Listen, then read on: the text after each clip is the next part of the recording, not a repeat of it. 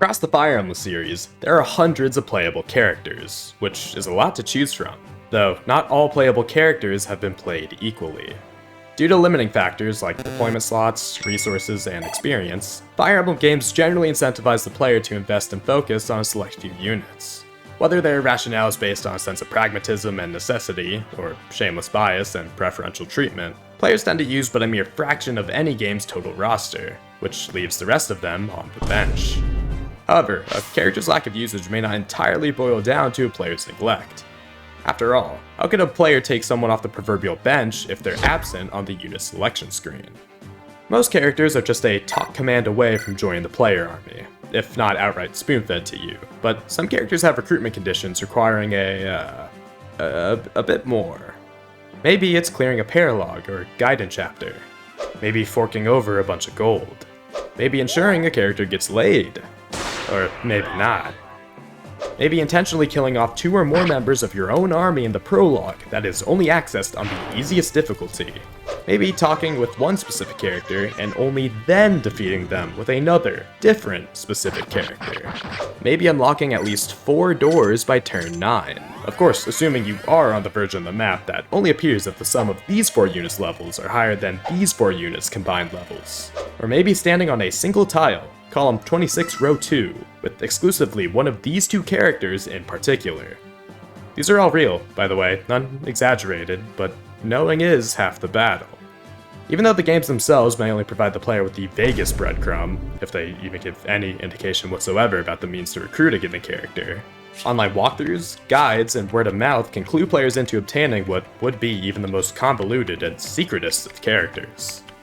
With all this in mind, I believe I've found the least used characters in all of Fire Emblem. This one batch of characters have hardly ever seen the light of day, and I wager they are the most obscure, overlooked, and unknown playable characters in the entire franchise.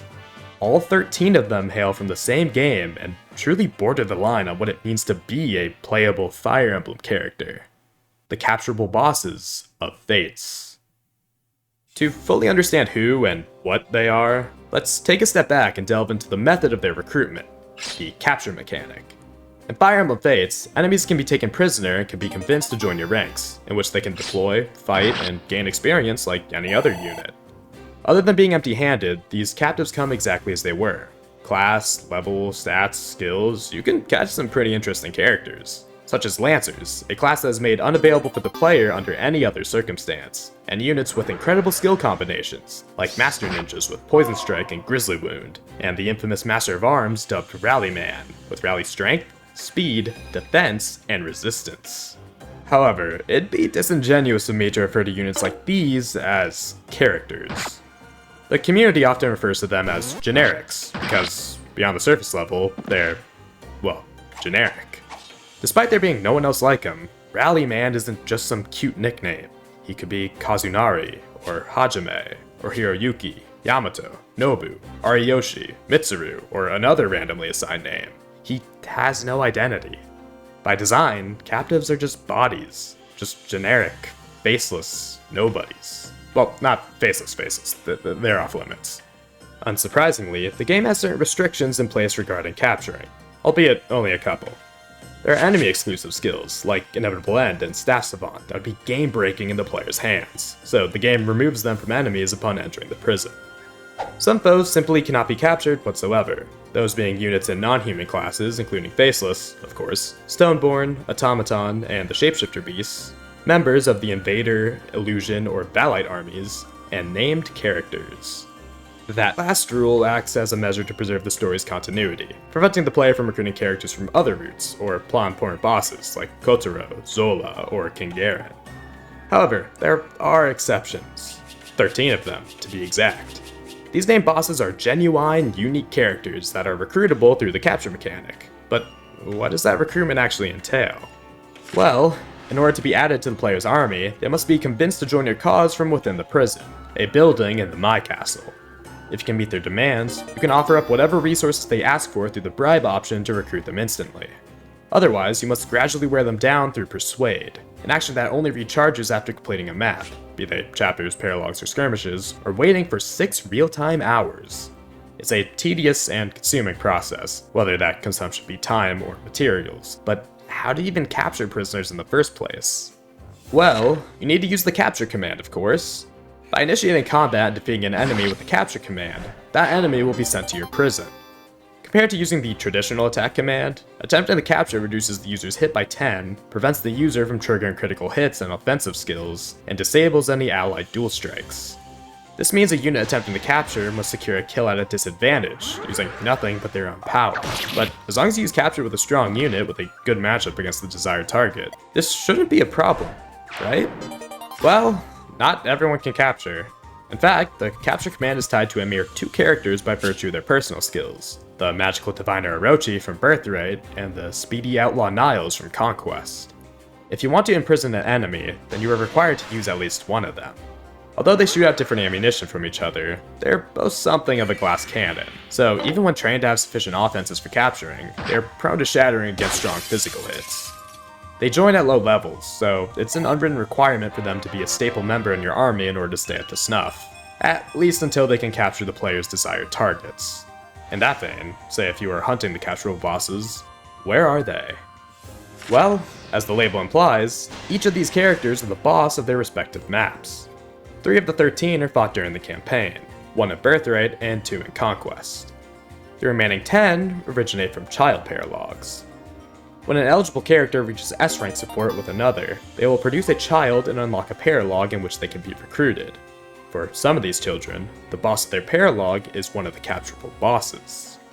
Now, this is clearly an obtuse recruitment process, but it's far from the worst in my eyes.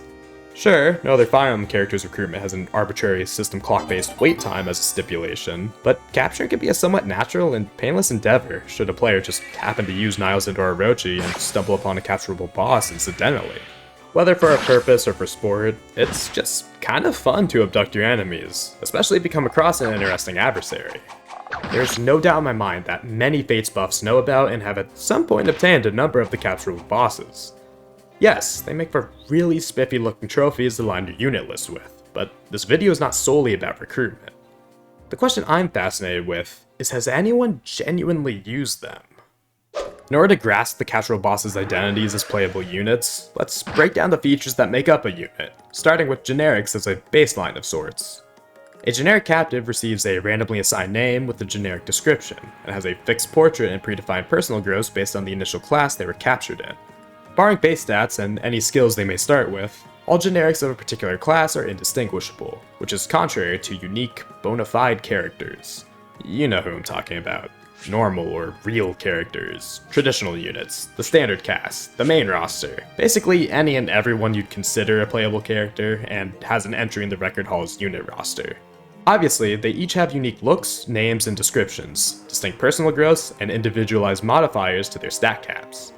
All of these traits just mentioned also apply to the capturable bosses, making each of them special and different from any other character or generic. That said, the capturable bosses still share some traits with their generic brethren. No personal skill, no supports, and no secondary reclass options. However, these deficiencies don't necessarily write them off as definitively worse than the main cast of characters. Some personal skills are basically useless or extremely situational, thus, in practice, a good number of characters effectively lack personal skills anyway. Some characters have no supports other than with the player avatar, deemed corn sexuals, yet they're still serviceable. The lack of additional reclass options is unfortunate, and objectively hurts their overall potential for gaining skills, but it's not like every unit utilizes the reclass system, nor is reclassing a requisite in order for a character to be good.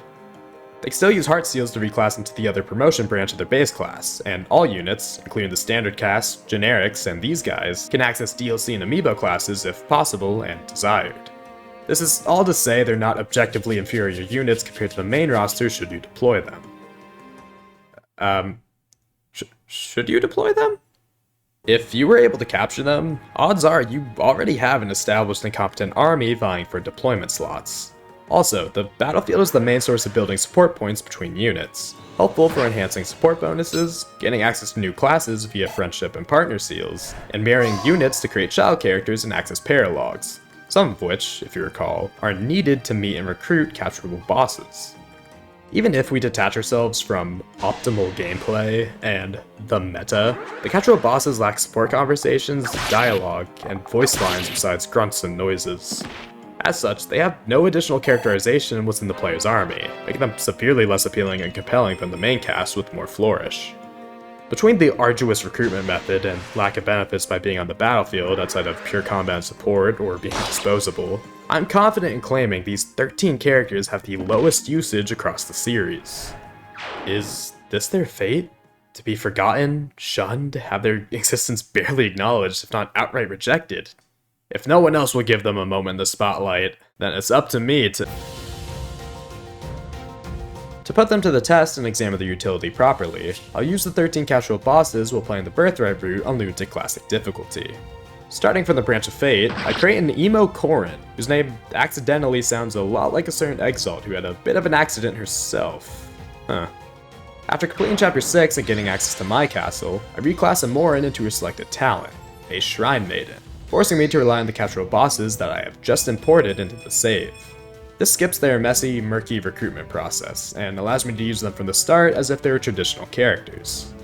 As you may be aware, there's some variability in the status of the bosses when captured, so allow me to set the standards for all of them. The first factor is the difficulty mode. On Lunatic difficulty, the enemies and fates will have higher base stats, capped out weapon ranks for all weapon types of their current class, and, potentially, new skills, all of which are retained when captured. The characters in this challenge and how I'll analyze them will be in reference to their Lunatic iterations, as I want them all to be at their best, and it's fitting since I'll be playing on Lunatic too. The second factor is the character's level when recruited. For the 3 bosses encountered in the story, their levels are static, so this doesn't apply to them. The remaining 10 will be at varying levels since child paralogs scale the levels of the child character and the enemies on the map in proportion to your story progress, to the point where they can be fought and captured at the max promoted level 20. For the sake of consistency, the casual bosses in this run will start with their exact Lunatic base stats, level, and class as detailed in the game's code. As with their gross and max stat modifiers, the developers designed them with particular bases, so I want to stay true to their vision of these characters they crafted. Consequently, this means I start with 9 out of 13 bosses already in a promoted class. Keep in mind, I am playing the notoriously easy and uneventful Birthright route, so even on Lunatic difficulty, I'll neither get much training or challenge until later in the game. Even so, I can still get a feel for the characters at my disposal. While each has their own distinctions and idiosyncrasies, all the casual bosses share 2 common traits with each other that are superior to the normal roster of characters. First of all, as bosses, they all start with impressively high HP stats, none being below 30. Fates tends to be very stingy with HP for the player. Even if trained through the endgame, most characters can barely break 40 to start a second row of HP, and for some, they can't even dream of that number. Ergo, the casual bosses are all inherently more tanky in comparison. Another edge the casual bosses have over the standard cast is their maxed out weapon levels. At minimum, they'll have B rank, but some classes have higher weapon level caps to allow for A rank, or even the pinnacle, S rank. Weapon experience gain is extremely slow in Fates. A unit can only get, at most, 1 weapon EXP per battle, so achieving S rank, or raising the level of a secondary weapon from E rank on a single unit, let alone the whole army, is a Herculean task, but the casual bosses have already mastered the weapons of their initial class. The most obvious effect is the ability to use silver and other highly ranked weapons right out of the box, but in Fates, weapon level can provide hidden buffs. While virtually everyone is aware of the weapon triangle, you may not have noticed that the potency of the bonus and penalty is based on the weapon level of the unit with weapon triangle advantage. In addition, there is a weapon level bonus, a buff applied to a unit wielding the respective weapon type. The bonus does not take effect until C rank, and progressively gets stronger, but the effect itself is dependent on the weapon type. A unit's weapon level bonus will always be in effect unless they are suffering weapon triangle disadvantage, in which their buff is negated. Despite the advantages, some of the casual bosses still fall short. A scoundrel who hunts kitsune for their fur. Daichi is exactly one of the heartless, vile poachers that Kaiten and Keaton both fear and protect their villages against. His hairstyle and makeup make him stand out and add to his striking design as a different take on the generic Basara look. If the mention of kitsune wasn't enough of a hint, Daichi is the boss of Selkie's paralog, Kaiden's daughter. He attempts to capture Selkie dead or alive, but in his own words, dead is fine, which is ironic because I doubt he'll dish out any death. Not from a morality standpoint, no. While his design and characterization is interesting, his stats tell a far more lackluster tale. Daichi starts as a level 2 Basara, meaning he is a promoted unit, but his bases didn't get the memo. By virtue of his class, Daichi has access to tomes and scrolls, but it's generous to say he can use magic. Don't let the display numbers trick you. The Basara class itself provides 5 magic, meaning Daichi literally has 0. Which is pretty unlucky since he can only deal magical damage when you fight him. Though, actually, perhaps that unluckiness checks out because he also has 0 luck. His base stats are slightly better than pre-Branch of Fate Gunter, which really isn't someone you want to be compared to, but alright, that's enough doom and gloom. Let's try to look at him a bit more optimistically. For starters, Daichi does have one incredible base stat in his 42 HP. Although I've already said all the capture bosses have good HP stats, having a second row of HP from the get-go is genuinely impressive. Unlike Gunter, Daichi actually has growths. Befitting of a Basara, his growths suggest a mixed attacker archetype, facilitated by solid HP and defense growths.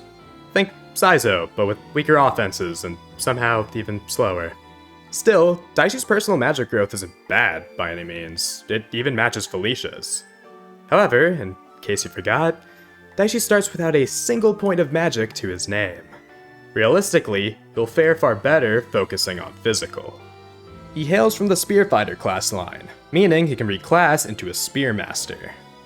Beyond affecting a character's total growths, classes can allow for a character to learn skills upon reaching certain levels. Honestly, Daichi's only real saving grace in terms of viability comes from these skills. He could act as a debuffing wall, sealing a foe's fate with seal skills, as a change of 6 defense and speed is a huge swing in stats. Seal skills activate even if the user is unable to counterattack the foe, so he doesn't need a consistent 1-2 range option, like the scrolls offered by the Basara class, to inflict debuffs. What that class can yield is Rend Heaven, an offensive skill that turns one of the foe's attacking stats against them. Daichi's solid skill pairs well with Rend Heaven's increased activation rate, enabling him to often offset his awful damage output. However, these attributes don't define a niche, nor make Daichi special. Anyone with access to the Spearfighter class line can get these skills and probably do a better job using them. For the sake of comparison, if Oboro, who joins as a level 10 Spearfighter, were to instantly promote and be a Basara like Daichi, every one of her stats would be higher than or equal to Daichi's, except 2. The exclusions being skill by a few points, and HP, obviously, by a mile. Sure, Daichi's massive starting HP is great, but his defenses start squishy, and his overall walling potential is thwarted by his poor speed and luck, leaving him prone to opposing follow-up attacks and critical hits. Additionally, before he can even think about contributing as a debuffer, he starts with no skills and has to learn them all first, including the Spearfighter skills, despite already being promoted. By the time he can start gaining decent experience, Daichi's foes will straight up outclass him, thus he'll need to be babied and spoon-fed kills. But for what? He only has so many levels before reaching the level 20 cap, so even if he gets some great level ups, he'll always be playing a perpetual game of catch-up that he can't win. Why spend the effort and resources to make a shaky wall that could maybe scratch the enemy or set them up for death, when you could just use a unit that can wall, or do damage, or get kills, or all the above? Forgive me for throwing so much flack at Daichi. I don't mean to slander him as the worst of the bunch, because he is not the only one competing for that title. A burglar who breaks into the homes of the wealthy, Funke is an evil, greedy Robin Hood type. Steals from the rich, but opts not to give to the poor, instead lines the pockets of his not-so-merry men. Even though he doesn't don the big ol' hat seen on generic adventurers, Funke still manages to exude a flashy and pompous air about him, completing the look with that white rose. Honestly, with a little change in colors, you could convince me this is the real father of Lauren's 3 houses. He enlists Asugi, Saizo's son, into his schemes, but when Asugi bails, he fights your army and serves as the boss of the Paralog. According to Asugi, he hired him to kill the owner of the manor before they pillaged the soon-to-be vacant abode. You know, it makes sense he'd hire someone else to do his dirty work because You know, that Ian's name is throwing me off. I'm not entirely confident in how I'm supposed to pronounce his name. Funke? Funky? What I 100% do know is that he is funkin' trash. Take a quick glance at Funk and you'll see many a similarity between him and Daichi. Starting as a level 2 promoted class, that being Adventurer in Funk's case, having 0 base magic despite being in a partially magic-based class, and being cursed with Gunter-esque base stats. The reason Funk and Daichi seem like they were designed to be bad is likely because they were designed to be bad. As birthright bosses found in paralogs, the developers intentionally scaled their levels to be comparatively much higher than what the player units would reasonably be at, in order to yield a ton of EXP. And to compensate, designed them with low stats so they wouldn't be too strong for the player to beat them. Unfortunately, they are designed to be walked over, so when in the hands of the player, they are frustratingly bad and underwhelming. That said, Funk isn't just another Daichi, for better or worse. Compared to the Kitsune Hunter, Funk has what I would consider a better overall spread of base stats, but objectively worse growths. Not as bad as Gunter's, for whatever that's worth, since even generics have better growths than that fossil. While on the topic, generic outlaws happen to have the same exact HP, strength, magic, and speed growths as Funk.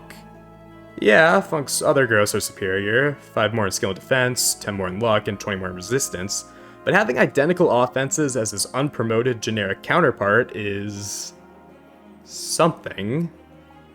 Bows are a strong enough weapon type to counteract his poor strength to an extent, especially against flyers, but also not having a good enough speed stat at base for performing follow-up attacks really hampers his offensive capabilities.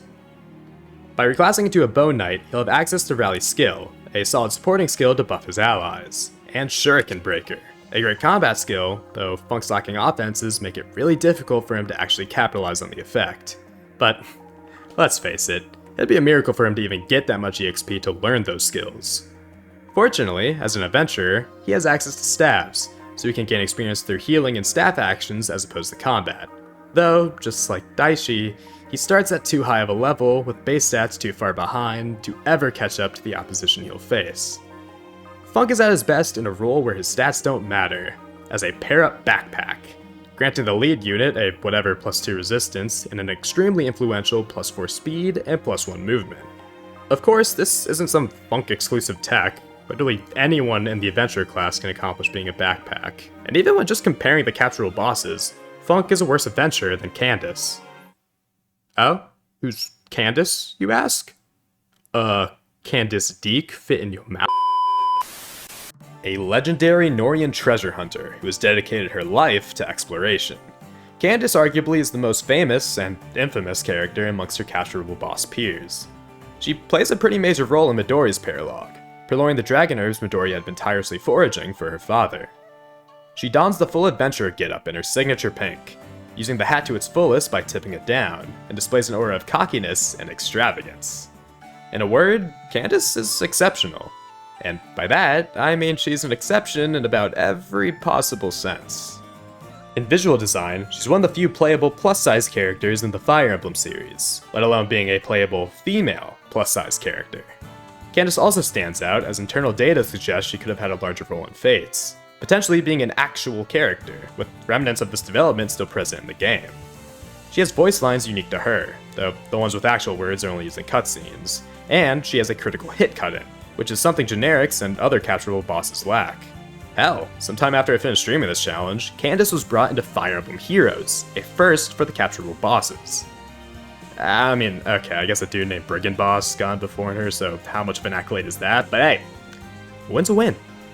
Candace has no doubt benefited from all the attention and special treatment, but as the saying goes, the nail that sticks out gets hammered down. Part of her popularity and notoriety stem from her unique restrictions within Fates that no other unit is burdened by. Owing to her unique body type, Candace is unable to reclass whatsoever. I don't just mean the lack of a secondary class line, she literally cannot change out of her initial adventurer class. No DLC classes, and she can't even heart seal into the alternative promotion branch. Through hacking, putting her in a different class reveals she retains her adventurer model, and in the case of what would be her natural reclass option, she looks fine as a Bow Knight. But I guess the devs just wanted to exclude her from the class-changing system entirely.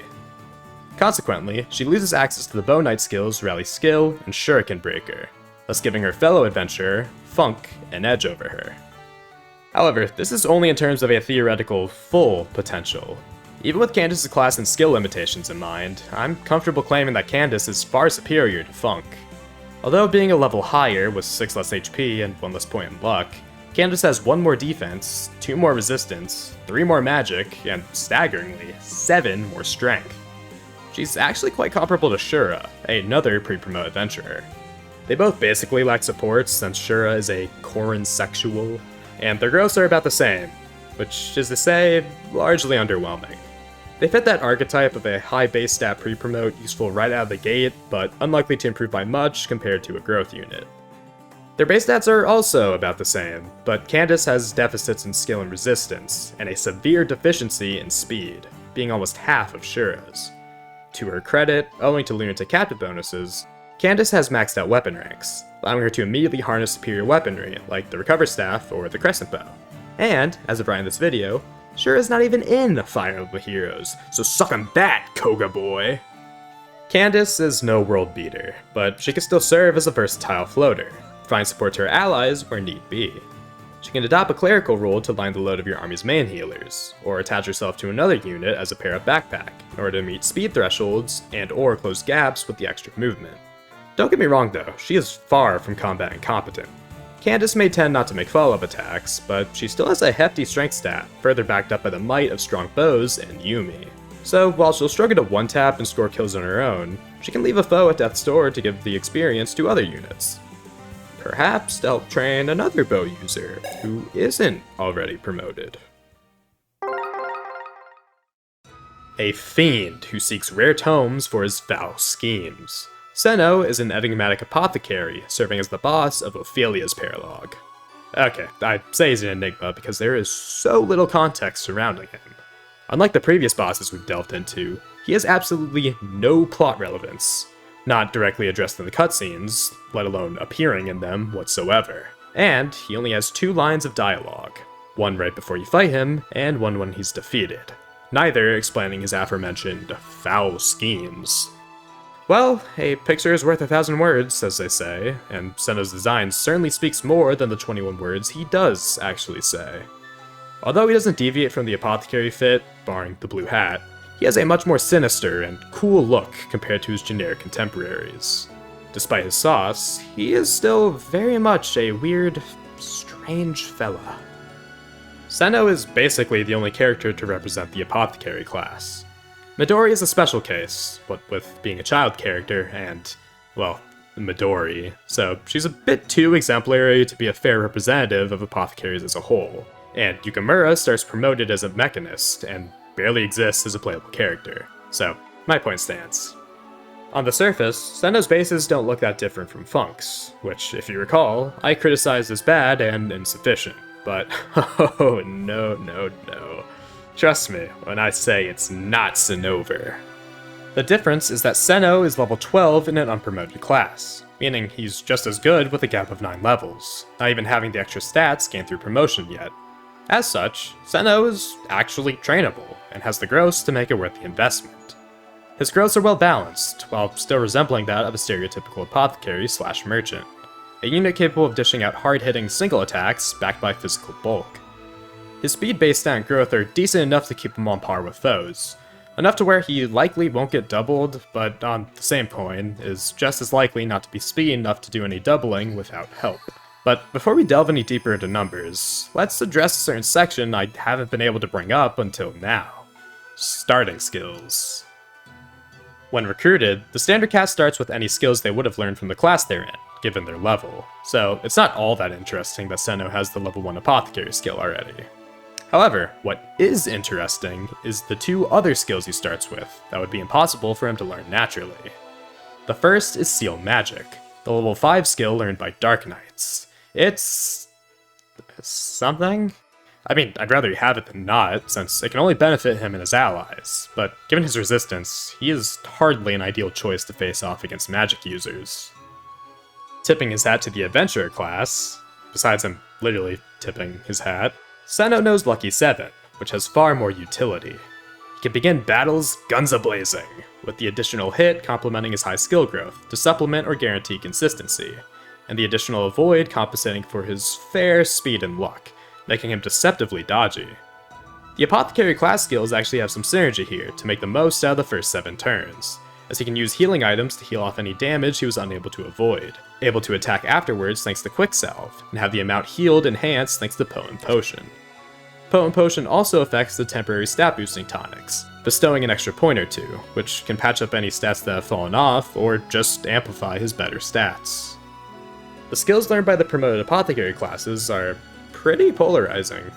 The level 5 skills have extremely limited use cases with conditional effects that only apply either a percent chance at the time for just the first few turns, Profiteer, or exclusively when attacking a mere 3 classes, Golembane. If you'll allow me the tangent, these 3 puppet-type classes are some of the most uncommonly encountered common enemies in the game. Of the 66 main story chapters, post-Branch of Fate across all 3 routes, 15 maps contain puppet-type foes. However, that is a very generous 15, as most of these maps only contain a couple, or just a single one of them, or they can be avoided entirely. So, realistically, Golembane is only worthwhile in like 3 chapters. Conversely, the level 15 skills are some of the most powerful and sought after skills in the game. Spendthrift is learned by merchants, and is an incredible X-Factor fueled by gold bars. Replicate is learned by Mechanist, and allows a unit to clone themselves. The Mechanist class is alright for Senno, giving him access to Shuriken, which better counter tomes and scrolls, thus giving Seal Magic more use cases and an actual purpose. But I think Senno is more suited to be a merchant. The class offers a higher bow weapon level cap, still provides blue weapons in the form of lances and naginata, and the class growths complement his personals, further bolstering his strength and defense. Which is strangely contrary to his maximum stat modifiers. Given his class, it's weird that he has a not insignificant magic growth and a +2 to his max magic, but I suppose that aligns with his motives for stealing the Ancient City's rare tomes, so yeah, go figure, I guess. I mean, just look at him, he's truly a goober.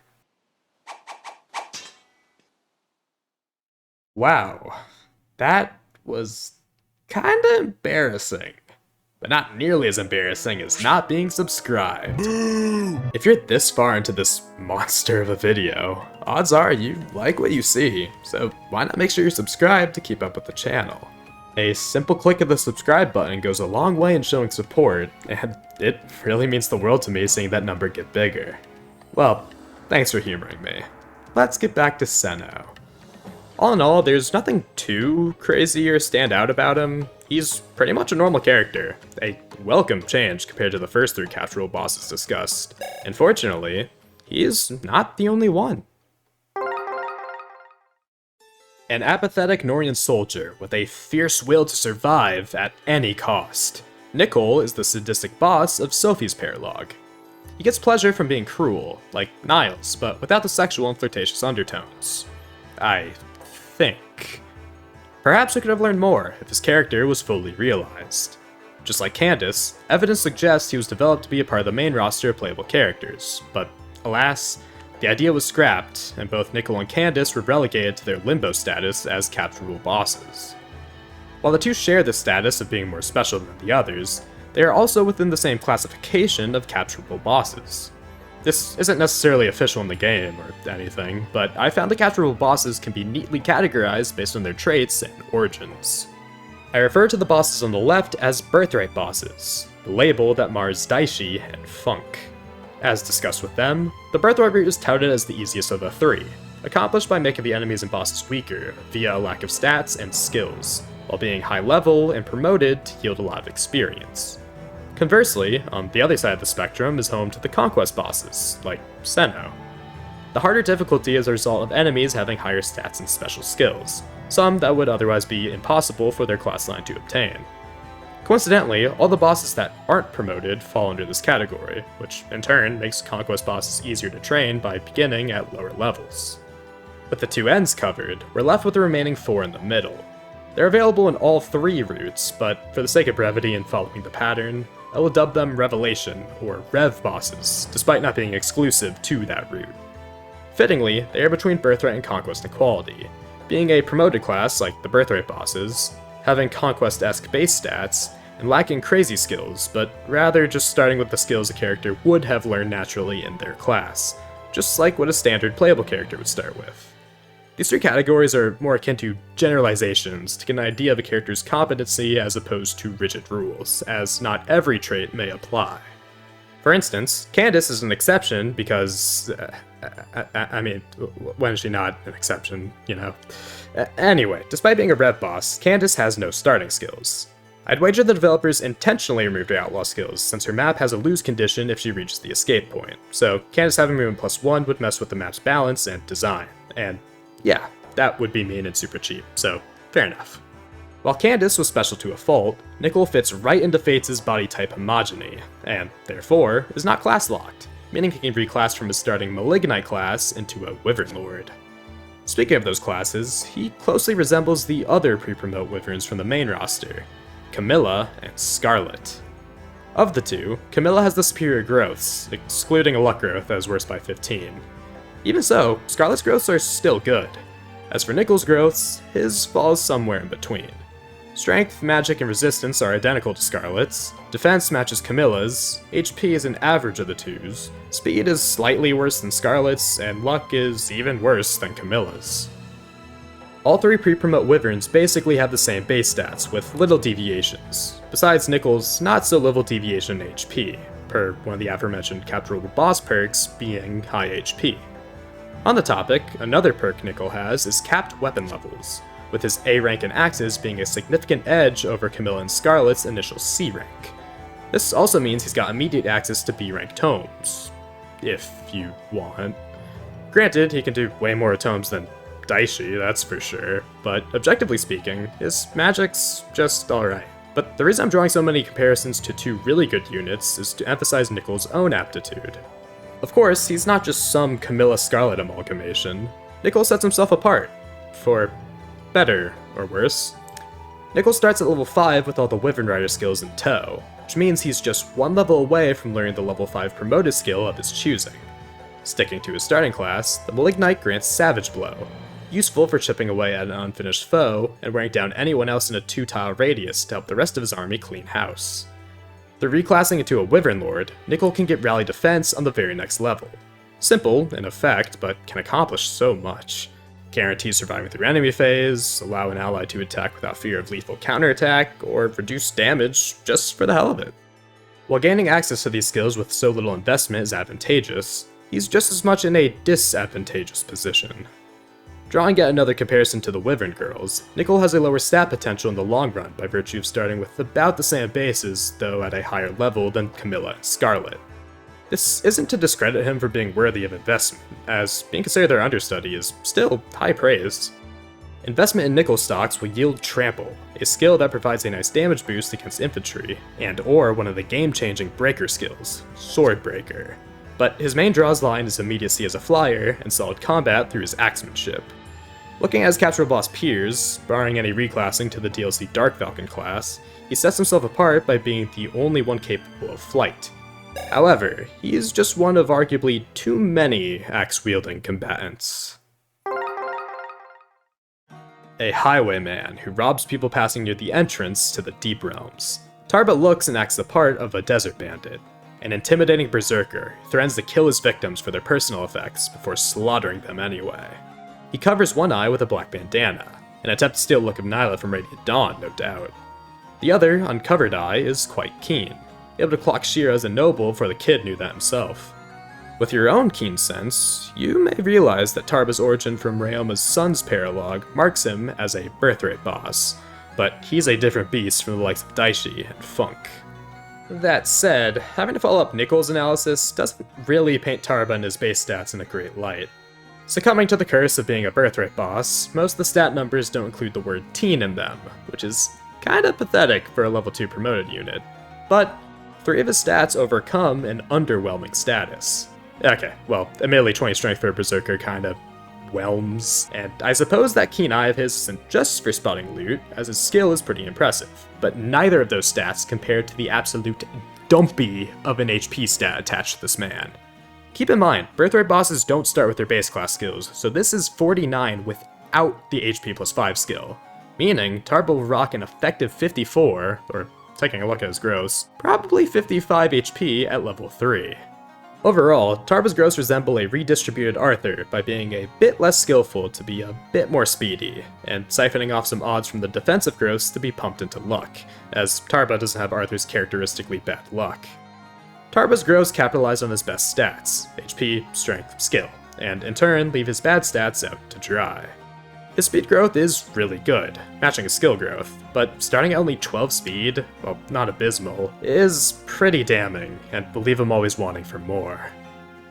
It'd be easy to sum Tarba up as a glass cannon, but I don't know. I mean, cannon? Sure, that strength packs pretty potent punches, backed up with a skill to land them. But glass? His lackluster defense and resistance, coupled with middling speed that's just asking to get doubled, certainly screams frailty, but he's afforded so much of a buffer with that disgustingly high HP. I guess he's like a balsa wood cannon? Like, barring critical hits, there's virtually nothing that can one-round him, but he'll certainly splinter under the weight of an overwhelming onslaught. If you really want to use him in combat, he stands to benefit from reclassing into a hero, even just temporarily to learn Soul. The class gives him a slightly better defensive profile, though the change isn't nearly enough to claim it'll fix him. And Soul, despite pairing well with his high skill, is not something he can truly rely on saving him. However, Tarba has another role he can play, or rather the Berserker class does. Taking a page out of Funk's playbook, Tarba can play support by virtue of his class, either with Rally Strength once learned, or hopping onto a physical ally's back via pair-up, with the Berserker's pair-up bonus being a monstrous plus 5 strength and plus 3 speed. I don't mean to reduce Tarba down to a role that, although very beneficial, disregards his generally solid bases and especially great offensive gross. Even if he's primarily used for support, Tarba's no liability, capable of tanking some strong hits with his generous cushion of HP, and dishing out damage with sufficient oomph. Of course, there are Berserkers other than Tarba. That statement applies generally, but is also quite applicable to our current surroundings. Among his capturable boss peers, he is one of 4 Berserkers, which begs the question, does Tarba's perhaps too humble birthright beginnings make him the worst of the Berserkers? Well, let's take a gander at the 2 from the Revelation category. Rather dim warriors from parts unknown, Lloyd and Llewelyn are always with each other. These Berserker brothers are Fates' iteration of the Bandit Twin archetype, duos of muscular men with flamboyant personalities, and are implied or stated to be identical twins. Befitting their burly builds, they tend to be in axe-wielding classes. Well, except in Radiant Dawn, because they're furries there, but we could just, not talk about pain and agony. Anyway, Lloyd and Llewelyn both appear in Kana's paralogue. Unlike the other capturable bosses, they aren't the actual boss or commander of their map, instead only appearing alongside each other as the first wave of reinforcements at the end of turn 8. As a rout the enemy mission, it's possible to clear the map before they ever show up, thus making Lloyd and Llewelyn optional to fight, and even witness should the player clear the map too efficiently. When Lloyd and Llewelyn enter the scene, they notice Kana rampaging in their draconic form, and plan to domesticate the dragon and make it their pet by first, as Llewelyn puts it, pummeling it to the brink of death. Ah, for those who don't know who's who, Lloyd is the one with the pink mohawk and wants to name Kana Lizardface, and Llewelyn is the one with the buzz-cut blonde hair and wants to name Kana Lardbutt. Both La Lizardface and La Lardbutt being spelled with 2 L's, of course. Let's first talk about the latter, since Llewelyn happens to have a lot in common with the previous Berserker discussed. Llewelyn boasts the same strength, speed, luck, and defense growth as Tarba, in addition to the utterly insignificant magic growth of 5%. Talking about 5, Llewelyn's resistance growth is 5 less than Tarba's, which makes the difference 5%. But really, who cares since Llewelyn's starting resistance is 5. Tarba's base stats are marginally better in skill, luck, and resistance, and Tarba's HP is a whopping 11 points higher than Lloyd and Llewelyn's. But since the twins start with all the fighter skills due to being Revelation bosses, their starting HP is effectively 43 thanks to the skill, HP plus... some number I can't remember. Although their base HP may be relatively tame compared to Tarba's, Lloyd and Llewelyn offer their own blend of absurdity through their egregious triple-digit HP growth. No one from the main roster in Fates is capable of achieving a total effective growth at or exceeding 100, and no other Fates character has a personal growth value as high as 85%, Lloyd and Llewelyn's personal HP growth, with second place belonging to Elise and a Corrin with a luck boon plus a non-defense or speed bane, both of whom harbor a 70% personal luck growth. Tangent aside, let's finish the comparison to Tarba by addressing the advantages Lloyd and Llewelyn have over him. They start as level 1 berserkers, allowing an additional level up before reaching the level cap, and have better bases and more crucial stats, +3 in strength and defense, and an astounding +6 in speed. Even with a relatively lower HP, the twins' defensive profile is league sturdier than Tarba's, by being quick enough to prevent opposing follow-up attacks from foes with average speed, perhaps even capable of delivering follow-ups themselves. Plus, the additional strength and defense for damage dealing and reduction make Lloyd and Llewelyn far easier to use. You may have noticed me saying Lloyd and Llewelyn and third-person plurals, even though the focus is currently on Llewelyn. Well, their looks aren't the only thing that's identical between them. Obviously, they're both level 1 berserkers with the skills HP +5 and Gamble already learned, but they literally have the same exact base stats. The areas in which they diverge are their maximum stat modifiers and personal growths, though they still do share the same HP, magic, and luck growths. Whereas these differing traits paint Llewelyn as the more defensive type, Lloyd is spec'd as a powerful, single-strike bruiser, something like Kian's offensive profile. Using Llewelyn's growths as a reference, Lloyd sacrifices 15% from speed to bolster his strength growth, and takes 10% from defense to give to skill, and a 5er gets slapped onto resistance just for funsies, now matching Tarba's resistance growth. His personal defense growth, or rather lack thereof, matches the likes of notable frail units like Zhara, Felicia, Setsuna, and Elise, just to give you an idea. Even with an objectively superior 25% defense, Llewelyn's likely gonna struggle there just as much as his brother. You could think of Lloyd and Llewelyn's differences as though they chose different boons and banes, as you would starting a game when making a Corrin, altering the growths a tad, but not so dramatically to the extent of comparing apples to oranges. At the end of the day, Lloyd and Llewelyn are largely interchangeable, both being true berserkers in heart, body, and mind. But as with Tarba, they can reclass into heroes, offering a bit more balance in the class stats and growths, plus access to phenomenal skills. In addition, the hero class enables more weapon diversity through access to swords, gaining a new color to take advantage of the weapon triangle, and access to higher hit weapons. Even so, there's still merit to the berserker class. Since axes are considered the class's secondary weapon type, hero drops the axe and club level cap to B rank from the berserker's cap of S rank. Weapon experience gained is notoriously slow in Fates, so without a dedicated effort, even staple members of a player's army will struggle to exceed B rank, let alone even approach S rank. However, captives have their weapon levels maximized from the start, putting some in a unique quandary of potentially getting their weapon levels reduced by reclassing.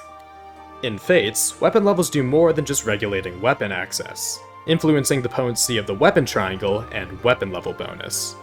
The difference from B to S rank in axes is staggering. An S-rank axe user with weapon triangle advantage effectively yields an extra +3 damage dealt, -1 damage taken, +15 hit, and +10 avoid over an axe user capped to B rank. When fighting without the influence of weapon triangle, only the weapon level bonus is in effect, which still accounts for a difference of 2 attack and 5 hit. Additionally, berserkers and other specialist classes, aka the ones able to attain an S-rank weapon level, have an innate bonus just for being in the class. However, the Berserker class bonus is the only one with strings attached, +20 crit and -5 dodge.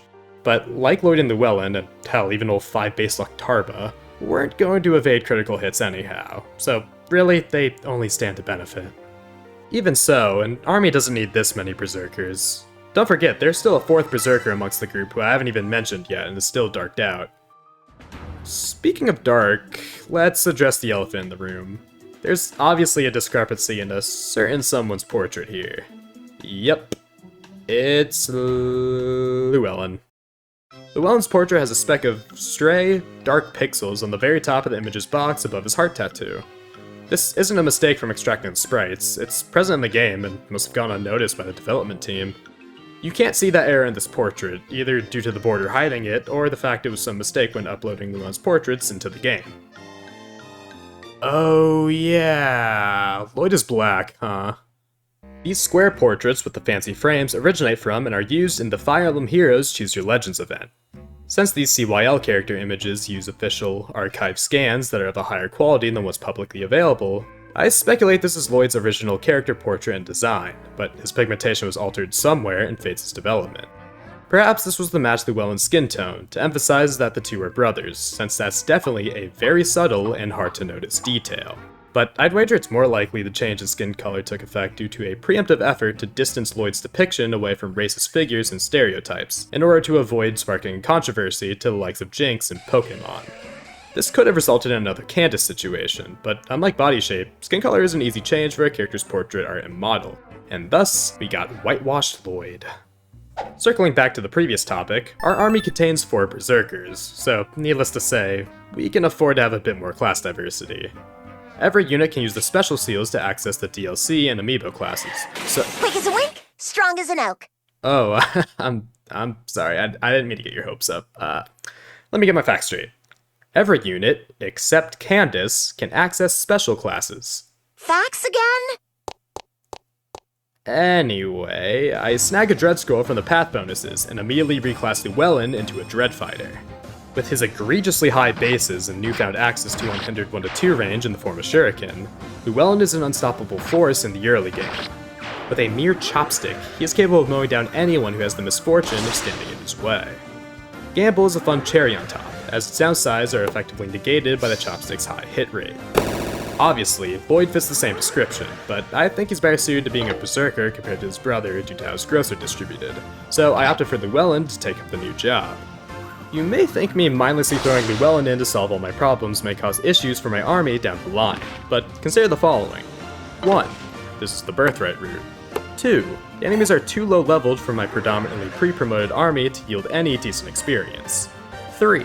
My army cannot gain support points and are already maxed out on weapon EXP. And 4. This is the birthright route. Eventually, we enter chapter 14, which may force me to think, even if just a little.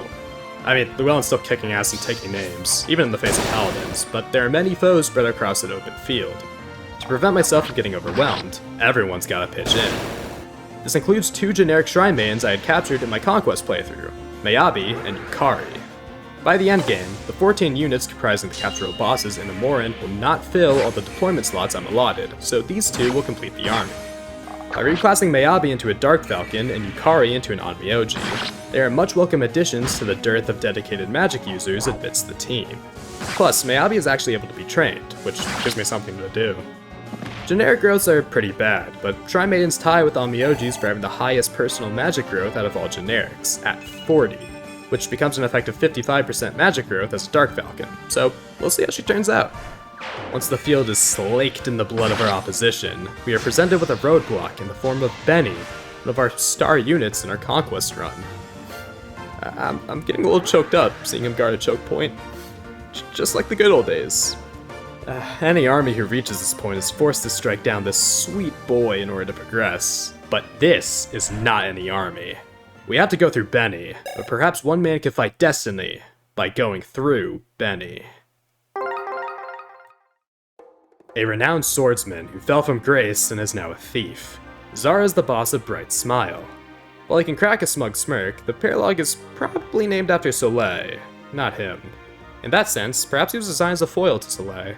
While they are both confident mercenaries, he contrasts her easygoing demeanor, open stance, and a bubbly cute small package with his intimidating, arms crossed, too tall to fit his head on screen stature. Actually, his design appears to be inspired by Gregor, hitting the same pose and donning the same class, albeit Zhara is seemingly more stern and serious. Looks are really all there is to glean Zara's characterization, because he barely has any dialogue, none of which shed more light on his loaded, shadowy past, but his design illustrates a lot about him. The scar on his face lining up with the scar on his headband shows he is a battle-hardened warrior who's experienced his fair share of fights during his life as both a prestigious man of the blade and a deplorable ruffian. Ironically, his alleged experience does not translate to actual experience, as he starts as a level 10 mercenary, the lowest level of all his capturable boss peers. It's far from Senno for him though, as a low starting level means more level ups to flex his growths. To compare to other mercenaries, he's a blend of Selena and Laszlo, which yields the growths of a marginally less offensive Silas, as it turns out. As such, he's very balanced offensively and defensively, but one of his growths is an outlier. Despite ostensibly being down on his luck as he's gone from glory to banditry, Zhara is very lucky in his luck growth, enabling him to potentially nullify what would be low crit chances from the enemy, and to surprisingly be quite accurate and evasive. I guess there's also good synergy with good fortune, not that it's a reliable healing source, but hey, it's something. However, it'll likely be the first skill you replace when you have to make that choice, because, I mean, let's talk skills. Like Senno, Zhara is a conquest boss and starts with 3 skills. Unlike Senno, whose skills are pretty tame, Zhara is packing some crazy stuff. You may recognize Pass from Funke's and Candace's learned set, though I didn't talk about it before because it's a promoted level 15 skill, a level that those 2 adventurers will likely not reach. This gives Zhara unprecedented utility and opportunities by phasing through enemy lines, which can create space for his allies to take action or whatnot. It's a rare skill to have in general, let alone on a merc, and that's even more true for Counter Magic, a level 15 skill learned by Great Masters and Priestesses. Should Zhara be unable to counterattack a tome or scroll attack, Counter Magic provides him a way to punish them, or perhaps even set up for a kill he wouldn't otherwise get with the damage from a limiting 1-2 range weapon, like a Kodachi that prevents follow-up attacks. By separating himself from his allies with Pass or making use of Counter Magic, Zhara is bound to get damaged, but Soul can keep him healthy, the other skill he starts with, which, while a part of his natural learn set, he already has learned as a mercenary. As for his promoted class options, we've seen them before. All the Berserkers can be heroes, and units with the Outlaw base class, like Funke, can access Bow Knight. Since Zhara already has Soul, Bow Knight could be an appealing option to learn its skills, have greater mobility to capitalize on Pass, and grant the ability to attack at range with bows. On paper, this pairs well with Counter Magic, and lets him better retaliate against ranged magic. But it's not a foolproof solution, because the locked 2 range most bows have can still be exploited, and bows are at an inherent weapon triangle disadvantage against tomes and scrolls.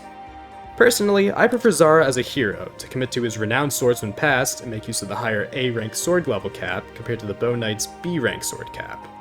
Either class yields a breaker skill, so Zhara can't go wrong in whatever class he chooses to settle into. Even though the other potential heroes, Tarba, Lloyd, and Llewelyn, have comparatively higher offensive growths, Zhara's growths are good. Plus, since he hails from the mercenary class, he can make up for the damage on enemy phase.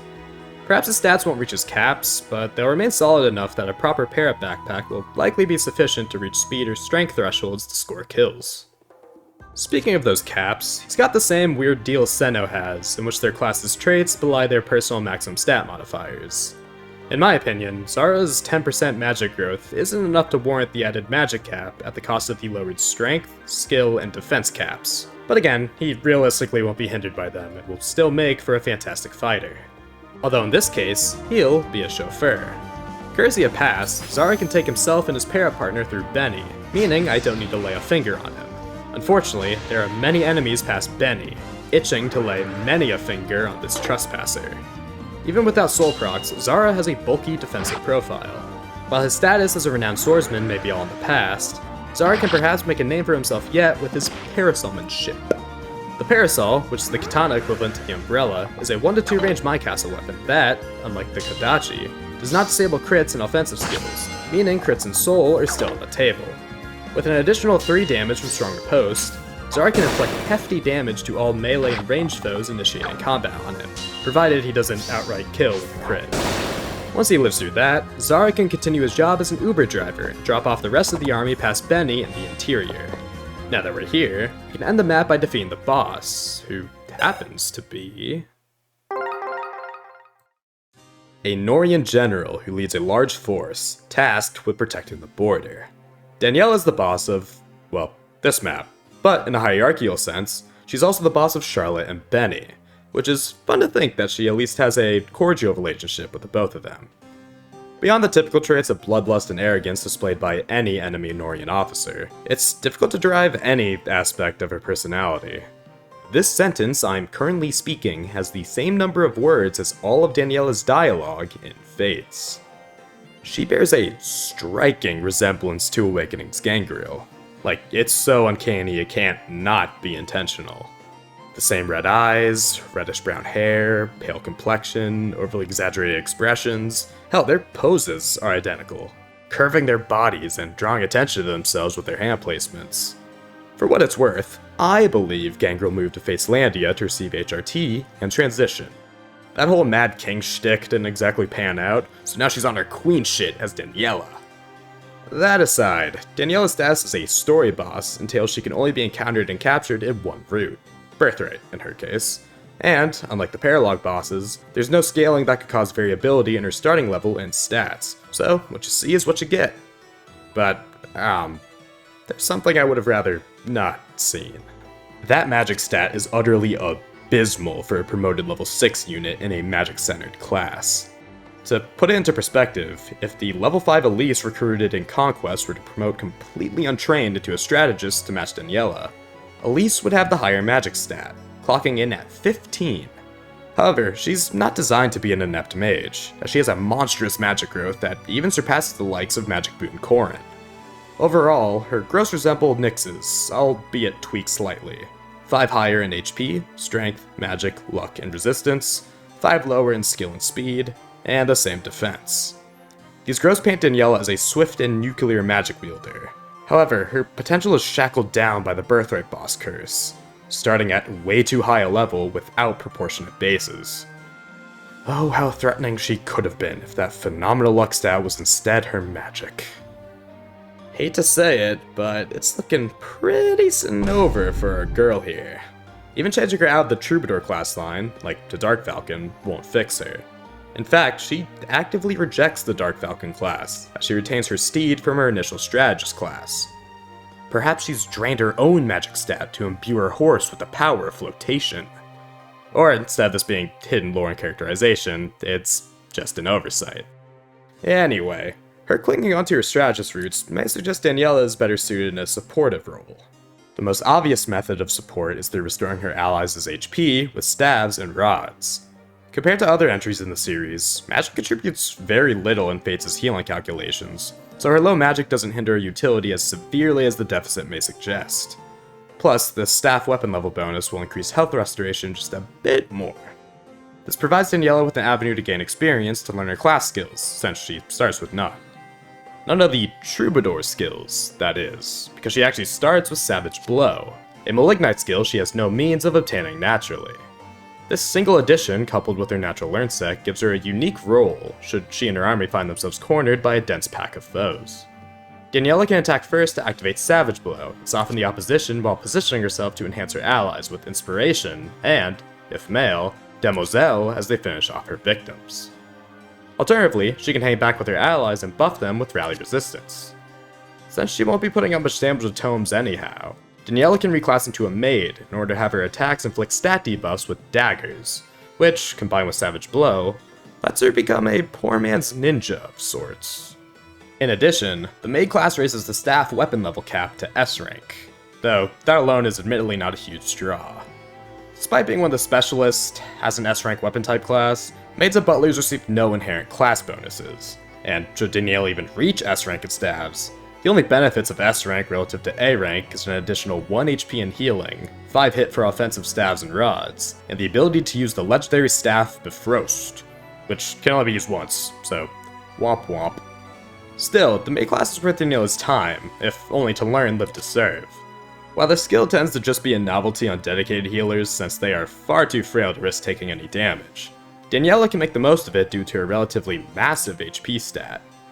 Her defenses and speed are just fine, but it's sufficient to ensure she's no liability, capable of taking a hit in a pinch or surviving a counterattack to inflict Savage Blow and potentially debuffs. If we were to call the defensive profile of your usual healer paper thin, then Daniela's got that phone book build. The only way she'll get torn in half is from a super powerful attack, though she's still susceptible to getting overwhelmed by successive strikes and ripped to shreds. This weakness of hers actually works in her favor since she's currently our opposition, so after the mirror match of the century, Daniela defeats Daniela and proves who is the real boss of Chapter 14. Funnily enough, across Fates as a whole, she's actually not the only boss that's capturable in a Chapter 14. A Hoshidan general trying to assassinate King Garen. Kumagera is the boss of Chapter 14. In Conquest, that is. He is a certified hater, mustering up a strike force of 40 people to invade an opera house within a neutral kingdom, to take the head of another nation's monarch, all in the name of righteousness. He's arguably the most dedicated to the cause, not above employing dirty tactics or taking lives. In addition to his honor, Kumagera is willing to sacrifice his body, evident from his shattered Oni mask, tattered scarf, and scars. Despite how commonly Oni savages tend to be littered throughout Fates as enemies, the class's availability is exceptionally limited for the player, which in turn makes accessing the Oni Chieftain and Blacksmith classes and their skills exceedingly difficult, since no other base class can promote into either. Of the standard roster, the only unrestricted, not gender-locked base class that does not have at least 2 characters starting in that class or its promotions is the Oni Savage. The sole representative, of course, being Rinka, but she is a terrible poster child. To Rinka's credit, she does possess an incredible and befitting defense growth, but her other growths clash with the identity of the Oni Savage class. Kumagera, on the other hand, understands the assignment, having incredibly high HP and strength growths, all while matching Rinka's defense growth, which capitalize on his fantastic bases for those stats. As for his other base stats, while not stellar, especially concerning luck, they're passable enough. However, it'd be an insult to say he's just some typical Oni. In fact, he blows the competition away. Get it? Blow? Kumagera starts with 2 blow skills. Darting Blow is fine. With a merely decent base speed and subpar speed growth, he'll struggle to find many foes with less than or equal speed to actually perform a follow-up attack. At least for its Fates incarnation, Darting Blow's effect has no defensive utility, meaning it does not affect the user's attack speed in a way that would impact their foe's ability to double attack. So for Kumagera, this skill certainly blows, especially compared to Certain Blow. When snipers learn this skill, the plus 40 hit tends to be overkill for their characteristically high hit rate, but is a game changer for an axe user. Taking into account Fates' hybrid true hit formula, a displayed hit of 80% is roughly a 90% chance for an attack to land, which means Certain Blow can take an attack that would have originally been a displayed hit of 40% and make it only have 1 in 10 odds of missing. This enables Kumagera to turn shakily accurate strikes into nigh guaranteed, or literally guaranteed, death blows. Not to be confused with the blow skill Death Blow, which is learned by his starting Oni Chieftain class at level 5. This tacks on an additional 20 crit, letting him match the positive part of the Berserker's class bonus. Of course, the benefits of the Blow family of skills only take into effect when the blower initiates combat. That said, Kumagera is no slouch on enemy phase. Interestingly, the skills Kumagera starts with are terrifically complementary to the skills learned from the Oni Chieftain class. Besides darting and Certain Blow, Kumagera has another starting skill that you'll recognize as a familiar face from Zhara's own skill set, in the form of Counter Magic. At level 15, the Oni Chieftain class bestows its sister skill, the old-fashioned Counter. While unrestricted and being able to reflect both physical and magical damage, Counter is limited to only affect adjacent foes. Having both counter skills on a single unit, let alone a single counter skill, is a rare sight. So, did you know that a foe who strikes with magical damage at one range will get hit back with double damage via both skills? Keep in mind the counter skills' activation is contingent on A, being attacked on enemy phase, in other words, foes must initiate combat, and B, surviving. Fortunately, Kumagera is built to take enough of a beating to make this work. His physical bulk speaks for itself, but his resistance will struggle to get any higher. That's not necessarily a bad thing, since the more damage he takes from magical attacks, the more damage he'll counter magic back. Speaking of magic, he only has 14, which is sufficient in making a bolt axe do something in his hands. Okay, well, credit where credit is due. Kumagera has the highest base magic stat of all the capturable bosses, and his effective 14 magic as an Oni Chieftain matches Daniela's, with the same access to B-ranked tomes and scrolls, so he is literally as good a mage as her right out of the box. But Kumagera's damage output is best left to the physical side, courtesy of his 23 strength at the start, matching Lloyd and Llewelyn, and a hefty 75% growth. With those two in mind, Kumagera also starts at promoted level 1, but there's actually a bit more going on under the hood. While the rest of the promoted capturable bosses have an internal level of 20, his is lower at 16. Functionally, he gains more EXP when at the same displayed level, which will help keep him ahead of the curve and learn promote skills sooner from Oni Chieftain and or his reclass option, Blacksmith. From the latter class, he can learn Salvage Blow, which, naming aside, isn't really a blow skill, and the actual effect, albeit very funny, isn't worthwhile or useful due to its activation being reliant on his paltry luck stat. Additionally, at level 15, the Blacksmith class bestows Lancebreaker, allowing him to really stick it to Lance and Naginata users on top of the bonuses received from his A-rank cap and clubs, something both his classes provide. Compared to Oni Chieftain, the Blacksmith class doesn't bother with magic, forfeiting magic growth and scroll access in favor of skill and studying the blade. While Kumagera is not exactly wanting for skill by virtue of how Certain and Deathblow carry his hit and crit rates respectively, swords and katana can be quite the boon to his arsenal. Where Kumagera truly shines is in his versatility. Not in the sense that he can do everything all at once, but rather his stats and skills enable him to always be doing something. His mighty offensive force coupled with his blow skills mark him as one of the most reliable fighters on player phase. His hardy bulk combined with his counter skills make him a menace to face on enemy phase. Physically, his defense lets him withstand many attacks, and while he is far more susceptible to magic damage, he can threaten magic users by reflecting their damage back at them.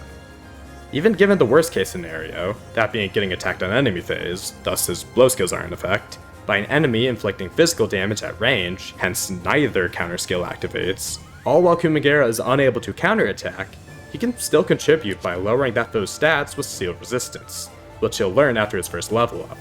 With his low internal level, he doesn't take much investment to bolster his HP, strength, defense, and learn the rest of his fun skills. However, he's not reliant on investment to be viable, as his base stats, with the exception of higher magic and lower skill and luck, are almost identical to Mr. Crown Prince of Nor himself, Xander. With all these factors in mind, Kumagera is the paragon of Oni savages.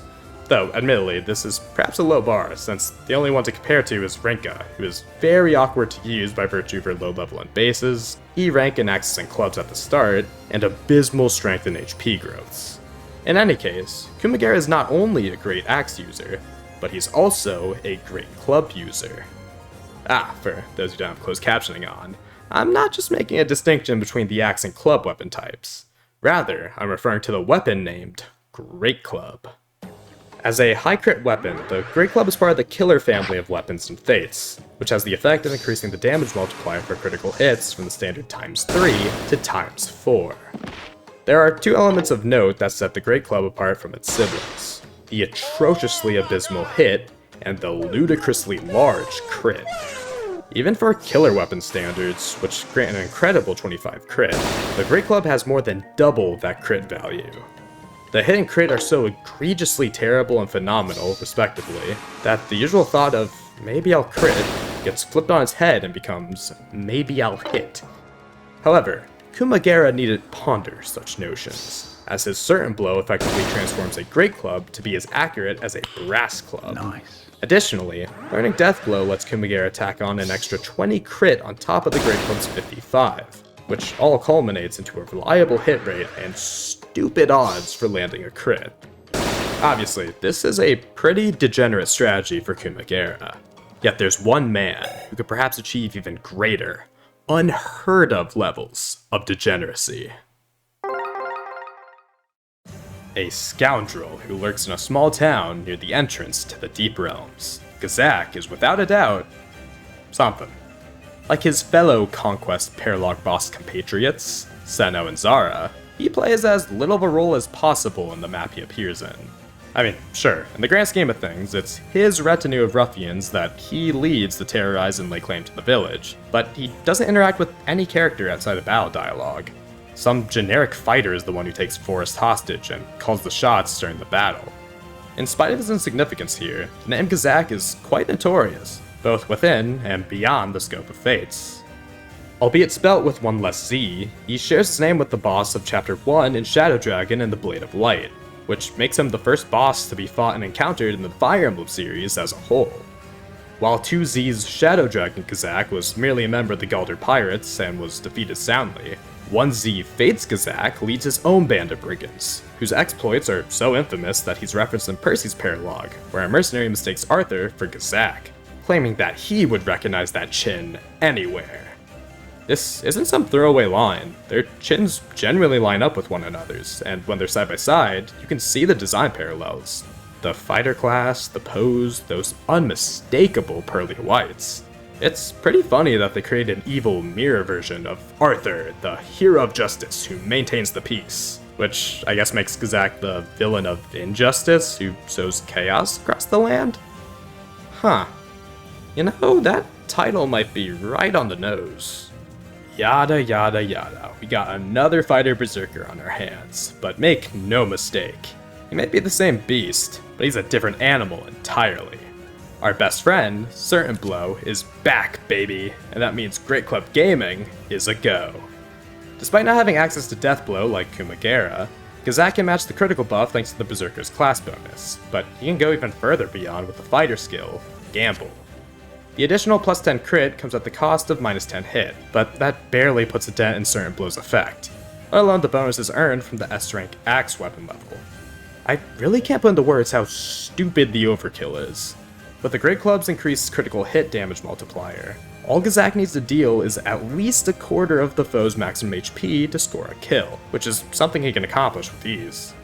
However, this strategy isn't just limited to a single target per turn, as the blow skill and the killer effects still apply as a dual strike, enabling allies to reap the rewards of Great Club Gazak's insane damage output.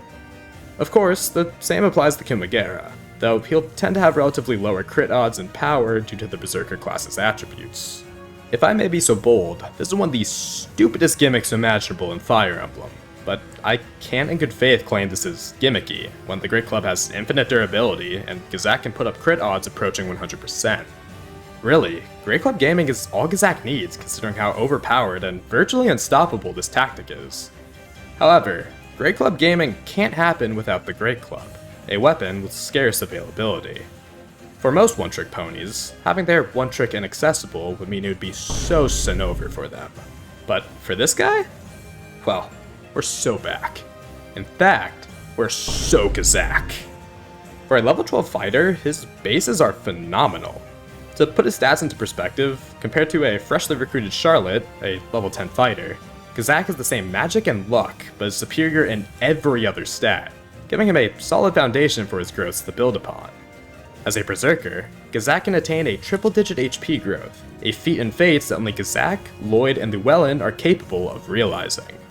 However, not all of Gazak's accolades are shared with other characters. Gazak has the highest personal defense growth in Fire Emblem Fates, sitting at 65%. For reference, Dedue from Three Houses in the Fortress Knight class, which is that game's equivalent to the General class, has an effective defense growth of 65%. While a Berserker's defensive profile is typically defined by being squishy, owing to an exceptionally high HP with next to no defensive stats to back it up, Gazak breaks the mold by offering a physical fortitude that rivals, if not exceeds that of armored units, without sacrificing any of the Berserker's strengths. Perhaps the armor class line really does run through his veins, because he starts with Pavis, a skill learned by level 15 generals that have a skill percent chance to have damage taken from melee weapons. While by no means reliable, Pavis could come in clutch against a stray critical that Gazak's dearth of dodge is just begging to be hit by. On the topic of unreliable skills that enhance survivability, he starts with Good Fortune, which lets him pretend he hails from the mercenary class. And, of course, as I'm obligated to mention it with any fighter or mercenary, he can dip into the hero class to learn Soul. If you're just looking for a physical wall, Gazak's venture to the hero class can be a permanent stay, providing him with a defense growth that matches Benny in any armored class. However, it's the Berserker class where Gazak shines. The generously augmented hit from Certain Blow and literally the best defense growth assuage, if not outright negate, the shortcomings of the Berserker class, allowing him to revel in the higher strength, plus 20 crit, and the benefits of S-rank axe weapon level. Of course, the rest of the growths yet mentioned basically scream Berserker. Well, I suppose there's not much noise coming from his pitiful magic, luck, and resistance. Rather, the silence is deafening, as deficiency in those three stats are on par for the Berserker course. His effective skill and speed growths are average, which is fine since his high bases in those stats give him a cushion in the event his level ups are unfavorable. His skill matters far less due to Certain Blow, and his speed should be sufficient to the point where he can naturally avoid getting doubled by most foes, or, at worst, he'll need his speed artificially raised. While not as high as the other 3 Berserkers, Gazak's strength growth is a far cry from lacking. Even should it fall behind, Axe Fair will ensure Gazak will still hit like a truck. Berserkers thrive off initiating combat and being the first to strike, which holds especially true for Gazak in order to benefit from certain blow. But Gazak's blend of amazing offense and defense means he can throw himself in the center of a brawl and handle the ensuing enemy phase. The amount of physical attacks it would take to bring Gazak to his knees would give him ample opportunity to proc soul and stave off death even longer. Obviously, as with any Berserker, he'll struggle against swordies and mages. A dual club would easily turn the tables, but Gazak really can't afford having anything casted in his direction. Tomes and scrolls are veritable counters to Berserkers, so as long as they're handled by the rest of the army, Gazak can go about his business relatively carefree. While Berserkers tend to be liabilities when a part of a player's army due to poor accuracy and questionable defensive integrity, Gazak stands out as a star combatant and cements himself as perhaps the best candidate for the legendary axe, Argelmir. Although we won't be able to see Argelmir in action since it's not available in Birthright, we do have access to the Great Club, which, as aforementioned, is quite legendary in the hands of Kumagera and Gazak. With unprecedented firepower, my army can cruise through the rest of the midgame. In Chapter 15, we have a landslide victory over the Wolfskin tribe, just like the landslide that kills Kaze. In the next 2 chapters, we blaze through the Flora arc. Ooh, I meant that figuratively. In Chapter 18, the gang bowls over Leo's quagmire of Faceless, but not before Miyabi and Kumagera finish up a little errand, getting revenge on their captor. Unfortunately, we lack the means to counter-kidnap Niles, so we settle for unleashing Ken of Whoop-Ass to slake our rage. However, thanks to getting captured and joining the player army, these former enemies can now use and play on the stairs for the first time in their lives, which honestly is the most notable part of Chapter 19. Chapter 20 takes place in a labyrinthian rendition of Fort Dragonfall. Instead of bashing my head against the wall of Faceless to reach the boss, Nichol lunges through a literal wall to enter the boss's chamber, and we Gazak all over the place. Chapter 21 is also a defeat boss map that could be ended early by ferrying over my Gazak-shaped get out of jail free card, but I opt to play it out normally to feed experience to my neglected members of the army, only to then Gazak all over the place, of course. In Chapter 22, I am unable to redeem the card, as we are required to rout all the enemies of Shura's retinue. We begin surrounded, so my army does the logical thing by first assembling in anchor formation. Plot-wise, we were on a bow in the last chapter, so sure, why not? In a calculated effort, we drop anchor in the south, decimating the opposition there before they can close in and attack us on enemy phase. The gang almost manages to completely exterminate the southern forces, leaving just a lone fighter. He'll likely target Yukari, who you may recognize as the same Locked-Up Shrine Maiden that was captured, died for the greater good, and was then revived from my conquest run. Despite her relative frailty, a single fighter can possibly one-round her. Okay, well, I guess there is a chance, but that would require him hitting and also activating that minuscule crit chance that's so low, it's basically... Well, unlike the last time she kicked the bucket, I don't have a Bifrost to save her, making her the first death of the run. Considering what lies ahead, however, she may not be the last. Although Fire Emblem Fate's Birthright is commonly regarded as the easiest entry in the series, a sentiment that I agree with, the late game maps on Lunatic difficulty still pose a challenge. Its sister route, Conquest, tends to compose difficulty through a series of independent, intricately placed formations of high-quality opponents with scary skill combinations in cramped, awkward spaces. Birthright, on the other hand, embodies a different philosophy, instead sticking aggressive packs of varied, highly mobile enemies to immediately blitz the player in spacious, open areas. In terms of caliber, Birthright's enemies are significantly weaker than Conquest's, but they are far from harmless as a group. Their sheer numbers let them wage a war of attrition, which, though undoubtedly stupid, barbaric, and suicidal, is unfortunately effective in wearing down the player's army.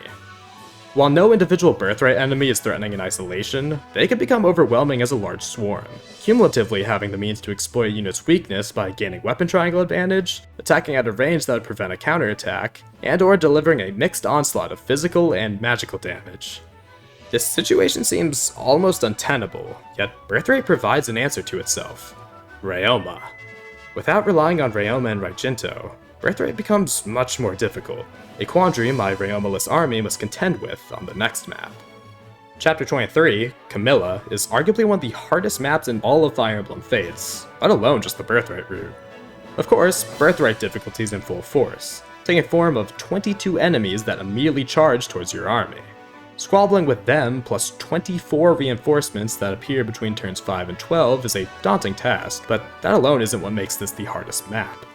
Every turn, Camilla will activate a Dragon Vein to launch a column of fire at whichever third of the map is most populated with your units. The Dragon Vein can only torch the canals, making the corridors a safe area, but the space is cramped and limited. In its wake, the flames will deal 10 damage to your units and will destroy any obstacles in its range. The blaze itself is not lethal, but it will soften up your army and simultaneously open up paths for the enemies to pick you off. Between a slew of foes and Camilla sapping your unit's HP, this map is a brutal balancing act for survival, forcing the player to juggle chipping away at the enemy forces, maintaining a defensive position, and healing off or mitigating Camilla's damage. Even Ryoma would struggle in this map without the right support and a bit of luck on his side. But of course, in this challenge, the High Prince is not at my disposal. I'm not sure any of the 12 capturable bosses we've analyzed thus far can answer such a varied enemy phase assault, so perhaps our solution lies in number 13. A Hoshidan general in charge of the occupied Fort Dragonfall. Haitaka is the boss of Chapter 9 in the Conquest route. All that can be gleaned from his dialogue is that he views Norians as inferior, and is prideful of his Hoshidan roots and training. However, actions speak louder than words, and in Haitaka's case, his actions are a lot more verbose. Against the Hoshidan royal family's wishes, Haitaka and his retinue went rogue, kidnapping Zhara due to her ties to Nor, and kept her prisoner in Fort Dragonfall. In spite of his patriotism, Haitaka has no qualms defying the orders from even the High Prince of Oshido himself. Actually, his devout patriotism may be the reason he can balk at his country's figureheads, willing to take matters into his own hands in service of his country's best interests, at least from his point of view. This self-righteousness clearly fuels his cocky attitude, but maybe it's not all bluster. What with him being the last of the captural bosses to be covered, I'm aware I've made Haitaka out to be some mysterious, unknown entity. But any Conquest player worth their salt is familiar with the Spear Fighter. In fact, since he's unavoidable and encountered so early, Haitaka is arguably the most used of the capturable bosses, because he's the first enemy worth capturing in Conquest, and for good reason. Strong bases, the earliest access to rally defense, and he's obtainable just in time, right before the most infamous defense map in the series, Conquest Chapter 10. Haitaka is a staple member of the army, if only to be a somewhat disposable soldier and rally defense bot until his honorable or dishonorable discharge, but he can become so much more. While they favor towards physical offense and capitalize on the stats with good bases, his growths are extremely well balanced across the board. Haitaka's growths fall somewhere between fellow Spearfighter Oboro and that of a Strength Boon Luckbane Corrin, and if you're being compared to Corrin as a whole, you must be doing something right. However, there are two obvious exceptions in which he'll find himself deficient: magic and luck. Haitaka has no future as a magic-wielding Zhara, though technically his start would be just as good as Daichi's, but with them both starting with 0 magic. Even with sorcery off the table, the main draw of the Zhara class is its skills. Obviously, there's the ubiquitous Rend Heaven, whose generous activation rate of 1.5 times user skill means Haitaka will have obscenely high odds to proc it. In that vein, since his high skill will grant him with more than sufficient hit and Rend Heaven activation rates, learning and adding the level 15 skill, Quixotic, to Haitaka's skill set will end up being redundant at best, or, at its worst, purely detrimental by effectively lowering his own avoidance. Haitaka's main class should always be the Spearmaster. As a specialist class like Berserkers, Spearmasters have an inherent bonus to their class, plus 10 to crit and dodge. The extra critical evasion, which is the same buff granted by wielding bronze or brass weapons, is the equivalent to an additional 20 luck, so his paltry luck growth doesn't weigh him down nearly as much as it may seem. Evidently, Spearmasters are, in fact, masters of the spear, capable of achieving an S-rank weapon level in lances and naginata. These are blue weapons, arguably the best color in Fates' weapon triangle, so despite bearing a lacking to average resistance, Haitaka won't necessarily cringe against magical might, since he'll have the advantage over all tomes and scrolls that aren't named Calamity Gate. Additionally, all naginata grant an additional point in defense and resistance, which helps further fortify his defensive integrity. Although, Haitaka's brand of defense is not the typical slow, impregnable wall type. Sometimes, the best defense is a blistering offense, something he delivers in spades. His stats and growth speak for themselves, but his skills aid in this regard too. As with all units with access to Spearmaster, Haitaka has seal skills that can reduce an opponent's defense and speed by 6, a debuff so severe that it's practically a death sentence. Of course, the seal skills only apply if Haitaka doesn't just kill an enemy outright. He starts with the level 10 mercenary skill, Strong Riposte, tacking on an additional conditional 3 damage when counterattacking. A skill without any such restrictions is the final Spearmaster skill, Lancefare, plus 5 damage with lances and naginata, no questions asked.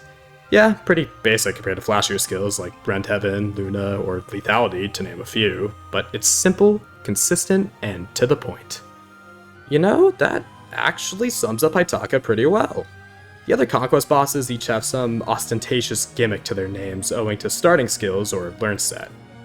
Whether it's just a nifty trick or genuinely character defining, their unique combat prowess is awe-inspiring in the rarity of the combination of skills on a particular class, or sheer novelty. Haitaka, on the other hand, is straight up business. He doesn't need to do or try anything cute. It's just belt to ass. Well, even though Rend Heaven is pretty spiffy and could clutch out a kill, Haitaka is by no means reliant on it. Rather, he relies on putting up massive amounts of damage with his high stats coupled with skills to bolster his own offense, or shrivel up a yet-breathing prey's defense and speed, all backed by a stalwart defensive profile. You know, I'm starting to see where Haitaka gets his inflated ego. Perhaps he made Fort Dragonfall his home by felling the dragon himself. Truly, it sounds like he has it all, but talk is cheap, and Camilla's gonna call his bluff. While Chapter 23 provides me with 15 deployment slots, I opt to deploy just 4 units, comprising Amorin, Zhara, Haitaka, and Kumagera, as the best method of protecting the remainder of my army from Camilla and co. is to have them off the field entirely. Low deploying here reduces the surface area of my army, enabling my whole army to utilize and fit in the 2-tile-long corridor at the bottom right of the map, which will serve as our shelter for the foreseeable future. While Amorin gets to sit pretty as far back as she can go, Haitaka steps into the scorched earth of no man's land, and thus begins the plan. Wait here until all the aggressive enemies are gone. Amorin the Priestess is positioned out of danger, so she can focus on healing the linchpin of the operation, Haitaka. In exchange for Amorin's safety, every attack coming off of the 46 aggressive enemies will be concentrated on him alone. That enemy total consisting of the 22 enemies that blitz you unprovoked, and the 24 turn-based reinforcements steadily dripped into the map that won't let up until turn 12. All the while, Camilla will kick off each and every enemy phase by hurling a fireball to deal an unavoidable and inevitable 10 HP, continually eroding Haitaka's life away. The situation looks Senno, but this little level 6 Spearmaster can bring us Gazak from the brink. With every tonic coursing through his blood, Orochi's spicy rice bread lining his stomach, a guard naginata grasped firmly in his hands, Kumagera hanging from his shoulders, Haitaka is set up as good as I can muster up for him. Although his resistance is the weaker of the two defenses, I prioritize bolstering Haitaka's physical defense with the meal and pair-up choice, since he'll face more physical damage here, and the type of damage from green weapons that would put him in weapon triangle disadvantage, axes and bows, is physical. That said, magical damage is still a concern, but the supplementary sum of 7 resistance from the guard naginata plus resistance tonic, and, as aforementioned, the inherent weapon triangle advantage over tomes, assuage the arcane assaults. So long as his HP isn't at 0 by the end of enemy phase, Haitaka can receive enough healing through Amorin's rods and his own supply of healing items in order to enter the next enemy phase at full HP. Though, since Camilla will always Dragon Vein first, Haitaka will have to settle for his max HP minus 10 to get him through the turn. Ideally, Haitaka won't have to tank everything thrown at him, hopefully either getting lucky with a clutch dodge or having the shield gauge line up to negate a strong hit with dual guard. Kumagera is the ideal pair-up partner here, since his Oni Chieftain class provides the most defense of the classes at my disposal, granting plus 4 defense and strength. By the start of turn 5, Haitaka finds himself in range of 15 enemies eagerly waiting to get their licks in. Survival is imperative, and really the only thing that matters here, but for better or worse, Haitaka is putting up one hell of a fight. The guard naginata is his current weapon of choice for its superb defensive bonuses and plus 5 defense and resistance, but the buffs from the strength tonic and Kumagera's pair-up, on top of his own incredible strength and strong riposte, more than compensate for the weapon's poor might. If the forecasted damage alone is insufficient to score a kill, Haitaka's fantastic skill could cinch it with a substantial crit chance and or Rend Heaven activation with odds that exceed 50%. Although the enemies have no reservations about sacrificing themselves, they have just enough self-preservation to try and avoid stepping directly into the blender. Even though many of these foes carry a ranged weapon to fight outside of Haitaka's counterattack range, there is a limited amount of space to attack them from 2 range, so if these tiles are occupied, the other enemies have no safe options and are forced into the Haitaka zone. Only 4 enemies manage to steer clear of the Hoshidan General's wrath, 2 of which are inadvertently helpful Bone Knights since they are incapable of harming Haitaka and hog prime real estate, effectively shielding him against more dangerous ranged attacks. The map has settled down considerably, but we're not out of the woods yet, as reinforcements have just begun. While the paladins that wedge themselves between Haitaka and Amorin are more annoying than concerning, the Wyvern Lords and Malignites swooping in from the Central Canal can put up some substantial damage. The plan remains unchanged. Haitaka holds his ground with the Guard Naginata in hand as enemies are forced to get close to him. 2 Malignites get the space to attack him at range, but they wield Ragnarok, the silver equivalent tome. This means they will lose magic and skill every turn, making them weaker and less accurate over time. Albeit clothes tattered and body bruised, Haitaka pulls through. After a bit of javelin gaming, the coast is finally clear enough where we can move from our little corner that was our home for the past 20 turns, though the map's basically over at this point. I have the leisure to train the other 3 units not named Haitaka, including Zhara, who didn't actually have a role in this map scheme, besides just accompanying Amorin for funsies. It takes 45 turns to reach Camilla, which is an anticlimactic encounter to say the least, both because Haitaka brushes her aside as easily as the rest of her army, and the map won't even end until all the enemies have been defeated. However, Effie and Arthur have grown tired and impatient with my lollygagging. Taking matters into their own hands, the 2 finish the map for me. While they force victory into my hands, I suppose I can take the time to reflect.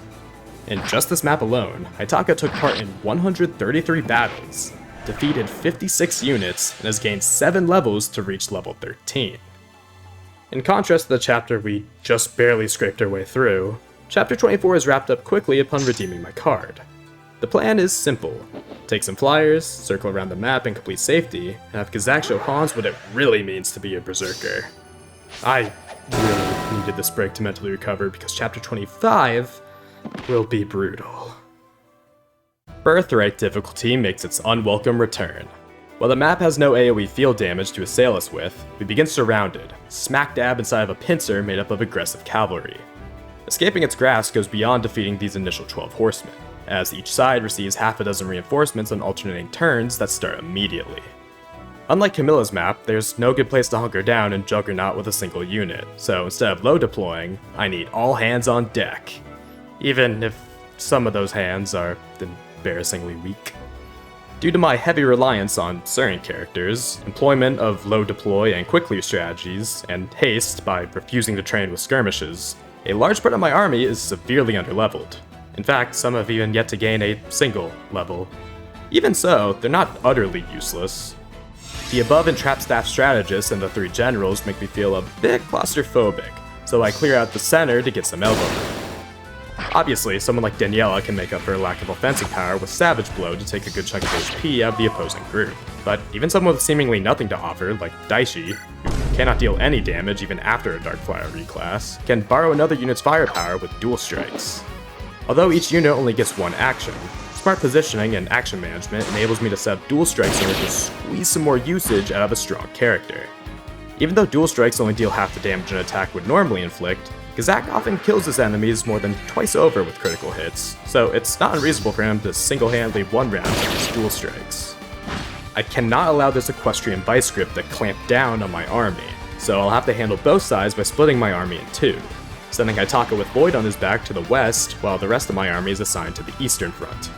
Clearly, these squads are lopsided, though, fortunately or unfortunately, the team with 13 units is not the better one.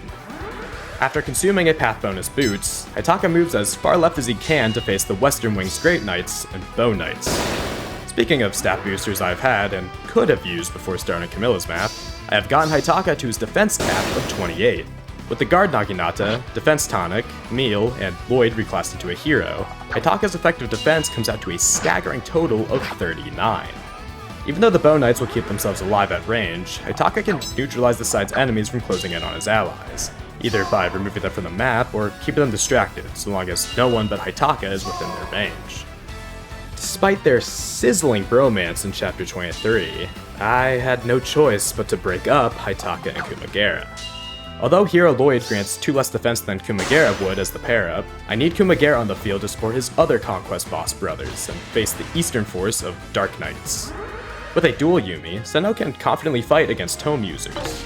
It also blesses him with slightly higher crit chances, which I'm only mentioning because this Senno has an insane clutch factor, getting a disproportionate amount of crits seemingly whenever it matters the most.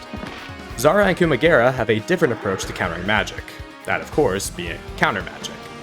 The skill offers a different, unique way of punishing magic attacks besides literal counterattacks, though combined, they can bring these Dark Knights low, if not 6 feet under. The first wave of reinforcements pose no threat since they'll preoccupy themselves with Haitaka, so the rest of my army can spend turn 2 cleaning up the Great Knights. Gazak continues Gazaking like he's always Gazaked, no surprise there, but what I do find surprising is that Miyabi has grown into a competent offensive presence. She has her flaws, namely her frailty and abysmal skill, but Miyabi has enough magical might to one-round some enemies. I can't afford to revel in comfort, so I volunteer Zhara to engage the Berserkers to get them out of the way. I underestimate just how threatening these axemen would be to Zhara, but we can pretend I calculated that the effect of Daniela's Demoiselle would be just enough to let him survive 2 hits. A fresh batch of magic and armored cavalry surge in from the right. I decide the best course of action is to rush them before they act, but my positioning doesn't lend itself to this plan's success. Funke can attach himself to Gazak, letting him breach the pack and contribute towards the Great Knight's termination. I have no choice but to leave the Dark Knights alive, but I don't love the prospect of any of my units trapping them and taking multiple magical attacks. Fortunately, the Silence Rod conveniently sitting in the convoy gives me another way to neutralize the Dark Knights, since these reinforcements only come with tomes. Attempting to ride the momentum following a Morin success, Daniela tries to silence the second Dark Knight, but due to her mid-magic stat, she whiffs.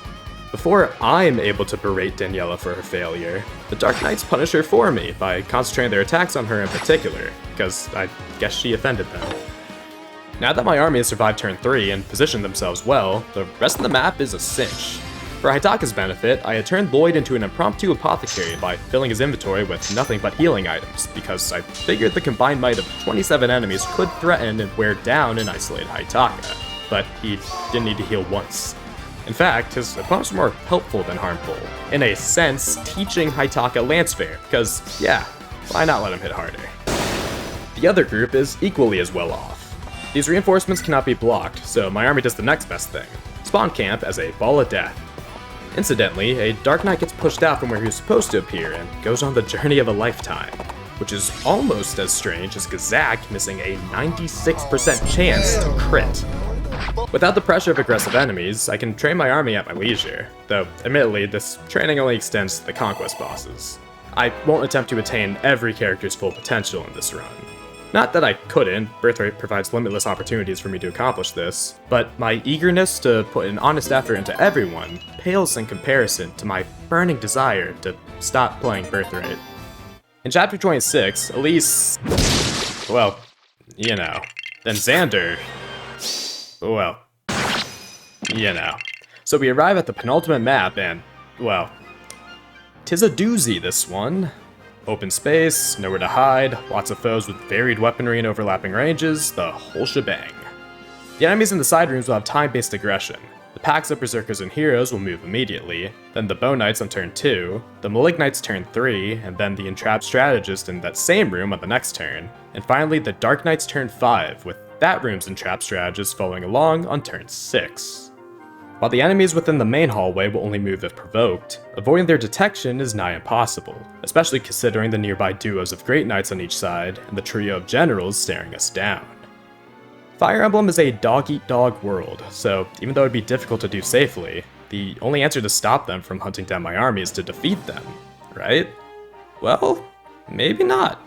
An overlooked and perhaps obscure behavior from this type of enemy AI, or rather the lack of intelligence whatsoever, is that these enemies can never become aggressive, and are incapable of chasing a unit beyond their current range, even if they've been provoked before. In other words, they cannot move so long as they have no one in range that they can immediately attack or dual strike. I intend to exploit this by relocating these idiots to a more favorable spot. To no one's surprise, I sent Haitaka on a solo op towards the Eastern heroes deep into the thick of things, potentially drawing in the Central Generals and the Eastern Great Knights. Besides the two pitiful heroes, who each carried only a sword, the enemies all have ranged weapons that stay out of Haitaka's reach, hence, annoyingly, I'm unable to defeat them on enemy phase. Even though Haitaka is comfortable being separated from the rest of my army is not comfortable being separated from Haitaka. For the first time in this entire run, Funke does something impactful beyond being a backpack by bringing our beautiful boy back. While the heroes will continue to give chase, the armored units will remain stationary and will attempt to move, since all my units have exited their range. Meanwhile, the rest of my army migrates westward to evict the Berserkers from their little room. Thanks to the newly learned Axebreaker, Zhara can finally face the Berserkers without any threat to his own life, and he will, in turn, tear them apart with Axe Splitter. This side's Great Knights will end up being in the way, so Kumagera and Gazak draw them in, and retaliate with ranged attacks of their own. Kumagera's Bolt Axe can attack at 1 to 2 range with magical damage, and Gazak's Battering Club provides him a way to threaten with critical damage at range. I had to spend turn 2's player phase retreating Haitaka, cleaning up the remaining Berserkers and Great Knight, so my army's positioning is in disarray, but the map won't wait for us. On cue for turn 2, the Bow Knights come through. Zhara meets the closer pack with his trusty Parasol. He's actually capped his strength, so this quote-unquote joke weapon packs quite a punch. Though, in my eyes, the only joke here would be thinking you could survive against Parasol Zhara's substantial crit chances. Approaching from the right, the Bow Knight 4-pack needs another turn to reach us, but the heroes have closed the gap. I had initially planned to use the Berserker room as a safe haven, but given the circumstances, I instead settled on hunkering down at the bottom left corner. Despite this being a backup plan, this impromptu fortress appears somewhat sturdy. My humid wall protects Nichol, and I guess Daichi and Funke, from arrows and other ranged attacks, and Nichol can return the favor through rally defense. Although he tends to get overshadowed by his Conquest boss peers, Senno is a great fixture of the wall and an all-around solid unit to boot. Senno arguably thrives off enemies blitzing him from the start, because Lucky 7 will still be in effect, so his assailants are prone to whiffing their attacks while Senno gets to consistently hit his marks. With the Spy's Yumi, Senno can reach foes 3 spaces away from him, letting him help out his wall compatriots cinch kills from afar. He ends up being really good defensively, but for all the wrong reasons. The Bow Knights can't resist targeting Senno because he is technically the most susceptible. Even if Lucky 7's avoidance buff fails to bail him out from taking damage, he has really good bulk, and can not only tank hits, but can heal off damage basically for free with Quick Salve. Our situation appears dire at the end of turn 4, as the Malignites and Bow Knights have us surrounded. The first Entrap Staff strategist has begun to move, and already has us in her sights. There's no telling what havoc Entrap may wreak upon my squad, and I refuse to find out. Enemies will always prioritize attacking over using offensive staffs, so Haitaka fearlessly steps into the strategist's attack range. Even with the Javelin, he's still incredibly tanky, boasting astounding attack power, so enemies have been avoiding picking fights with him if they can target someone else, which I mean, yeah, fair. For yet another first time in this whole run, I'm genuinely worried about Gazak's well-being, since he's in range of 4 Tome Wielders. As a last-ditch effort to maximize his odds of surviving, I have Zhara trade-equip the Dual Club on him, inverting and doubling the effects of the weapon triangle. This computes to a swing of 6 less damage dealt and 55 less hit compared to a normal interaction between a capped tome-wielding Malignite attacking a Dual Clubless Berserker. This is a drastic enough difference that only 1 Malignite attempts to attack Gazak. The other 3 would rather attack a man who has more resistance and is capable of counterattacking twice, just to deal 2 more damage. The one that didn't attack Kumagera would have died to his counterattacks, so I guess they have some level of self-preservation. Or not. Enemies are either unable to factor in counter skills in their decision-making, or they just brazenly ignore them. Kumagera has surpassed level 15 as an Oni chieftain and learned counter, which can activate in tandem with counter magic to reflect double the damage received should both their conditions be met. Kumagera's counter combo ends up being the perfect layup for himself to score kills with his Bolt Axe. The Dark Knight room houses the last batch of aggressive enemies, but they're nothing I can't handle at this point. Considering how well the last encounter with magic went, I'm confident in my team's abilities to meet the Dark Knights head on. Yet again, on enemy phase, the Dark Knight and strategist chose to attack Kumagera, a decision which spells their own demise.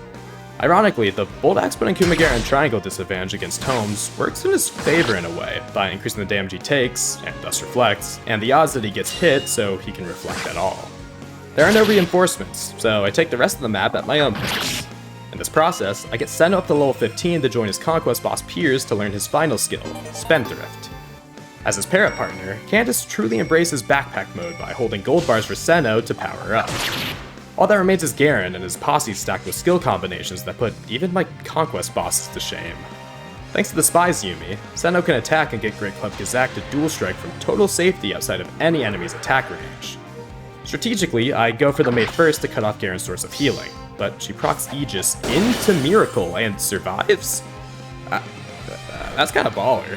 Hey, game recognizes game, so I leave her alive as a sign of respect and turn my attention towards the General and Sorcerer. As for Garen, Haitaka can put him in check with the dual Naginata, while inflicting him with Seal Defense and Speed. Despite the maid who I gave Mercy to's best effort, my army is far too capable for her futile healing attempts to impede us, letting me play around with Garen for a bit in order to let Kumagera finish his character arc, fulfilling his purpose and whole reason of being. Unfortunately, King Garen's a stubborn bastard in Birthright, as a phase 2 in the true endgame. Unlike the previous chapter, I'm in a position where I can ignore the rest of the map and just rush the boss, and frankly, there's no reason not to. The fellas blitz through and get near the Blight Dragon. 80 HP with Dragon Skin makes him pretty bulky, but this dumbass is still vulnerable to status, including the Hexing Rod's HP having effect and Haitaka's seal debuffs. Thanks to a Hexing Rod hit and Haitaka activating Rend Heaven, Garen is already down to half of his max HP. Kumagera tries to get a second Garen kill under his belt, but his avarice causes him to whiff his Great Club hit. But if we're to kill him with a Great Club, who else could get the job done besides Mr. Great Club Gazak himself? Well, I'll be damned. They did it. Without skipping maps and not using the generous resources and means available to me in the Birthright route, I wasn't sure this ragtag group of misfits could make it through. This was quite the journey. Not the actual run itself, I did that in 3 streams over 2 weeks, but rather just making the video you're watching right now. I finished the challenge about 1.5 years ago. The goddamn Switch 2 was announced and released before I finished this damn thing. That aside, we've reached the end. I've had first-hand experience with the capturable bosses, and have analyzed and scrutinized them probably more than any other Fire Emblem character. This all began with the question, are the capturable bosses worth using? I think the most fitting way to wrap the video and my thoughts up is with a tier list. Okay, let's just get the trash out of the way. Funke and Daichi. Listen, I love these fellas and their designs, and in my heart, all 13 capturable bosses would be high tier, but in terms of their viability as a unit, their bases start way too far behind, they're difficult to train by virtue of their high level and poor stats, and they aren't even worth the effort or resources to invest in. Any good attributes about them, like Funke being a good para bot or Daichi being a seal bot, also applies to anyone else in their class, be they another character or just a generic, so they contribute next to nothing. I genuinely cannot think of a single practical reason to use them besides being a warm body with good HP to be used as bait or a sacrifice. No question they're in the garbage tier, but how should I order them? I do like Daichi more, but Funke is unfortunately in a better class to have no stats in and still be somewhat useful, courtesy of parry bonuses, ranged chip damage with bows, staff utility, and even lock touch. Next up is Tarba. Initially I had him in D, but Tarba really surprised me in this challenge. So much so that I think it'd be an insult to have him rub elbows with the garbage tier, so I'm bumping him up to C. Even so, that placement doesn't suddenly erase the issues he has that he shares with the garbage man. Lackluster speed and defenses, and beginning with no skills. What Tarba does have though, is the Berserker class, a ton of HP, and an S rank axe level, so not only can he fight without much danger, he is the danger. Sorta. You could load him out with any Axer club you have, including the legendary axe Argelmir, and he's bound to pick up a few kills. While by no means allergic to fighting in the front lines, Tarba functions best as a hype man. Berserker support is really good, and I ended up relying on his rally strength and parry bonuses more than I thought I would. Despite the praise I'm hurling at Tarba, I'm resolute in placing him in C tier and no higher. He's not flawed, per se, but just inferior. His growths are pretty solid, at least for Berserker standards, but due to his bases, he'll get outclassed by any other Berserker or hero. Again, he's far from unusable, just a bit more awkward to get going for combat and or support. Of course, he's still the uncontested king of hit points, as well as the king of C tier, because we'll move on to B tier. Whereas C tier represents units lesser than the main cast, B tier units are about on par or equal. Ironically, I'm putting Candace here. She can't reclass at all, I know, but she picked a good class to be trapped in. I'm not particularly blown away by her stats or growths, but like I said with Funke, the adventurer class is good. While her role may not be as flashy as her personality and style, Candace is well equipped to assist her allies as if she were an extra Zhara. Admittedly, I barely used Candace in this run to fight. By the endgame, she just became Senno's backpack, but she was a very beneficial backpack to many people. She's not perfect, and she's more of Zhara's understudy than an equal, but she'll never be dead weight on the battlefield. If you need a unit that can do a bit of everything to help the team, leave it to Candace. Hopefully you found my rationale for Candace's placement acceptable, because I've got yet another controversial B tier pick, Daniela. Believe you me, I have not forgotten about Daniela's minuscule magic stat of 14, but my mind is focusing on her 38 HP. Coupled with respectable defense and resistance stats, Daniela is incredibly bulky for a unit in the Troubadour class line. For reference, a cap strength paladin with a silver lance would be unable to kill Daniela with her base stats in a single hit. So while other troubadours like Elise or Felicia will outperform her magic stat, Daniela won't die instantly if an enemy sneezes in her direction. Her defensive integrity enables her to be uncharacteristically bold and aggressive for a strategist. Even if she deals next to no damage via combat, she'll trigger Savage Blow to weaken nearby foes, which puts her in a good position for allies to potentially benefit from Demoiselle and or Inspiration. Daniela is pretty peculiar, but I suppose that's part of her allure. There's still charm in a unit who's pretty standard, like Nichol. In this run, I relegated him to being support, making use of rally defense and flight, seldom putting him in combat. A unit whose sole responsibility is to use rally defense every turn is a real niche and an invaluable asset, but Nichol is also really good in a fight. I mean, I could go back to the Camilla and Scarlet comparisons, but he truly is just another case of Wyvern good. While he may not excel in any particular role as well as a more specialized unit for the role would, Nichol is an incredible jack of all trades who can be thrown onto any team and can easily adapt to the ebbs and flows of battle. His versatility earns him the honor of being at the top of B tier. Lloyd and Llewelyn are a step above the standard roster, and are fittingly in A tier. Anything Tarba can do, they can do better, including just being support since it takes less effort for them to learn rally strength. While perhaps a trained Arthur or Charlotte can have comparable stats, Lloyd and Llewelyn have the benefit of starting with S-rank axes, granting them not only better weapon triangle and weapon level bonuses, but also the ability to wield Argylmere. I want to make it clear, Argylmere is not worth going out of your way to grind axe weapon level for, as that would require participating in hundreds of battles or consuming precious arm scrolls. However, if weapon experience isn't a consideration, Argylmere is pretty damn good, especially in the hands of Lloyd or Llewelyn, because is anyone else going to be using it? The point is, Lloyd and Llewelyn just start as good berserkers, which is something the main cast lacks. If you want a berserker, you either have to train up Arthur or Charlotte, or utilize reclassing, both of which require effort and contending with awkward training due to poor initial stats or axe rank. But Lloyd and Llewelyn skip that process and lets you immediately reap all the benefits from the berserker class.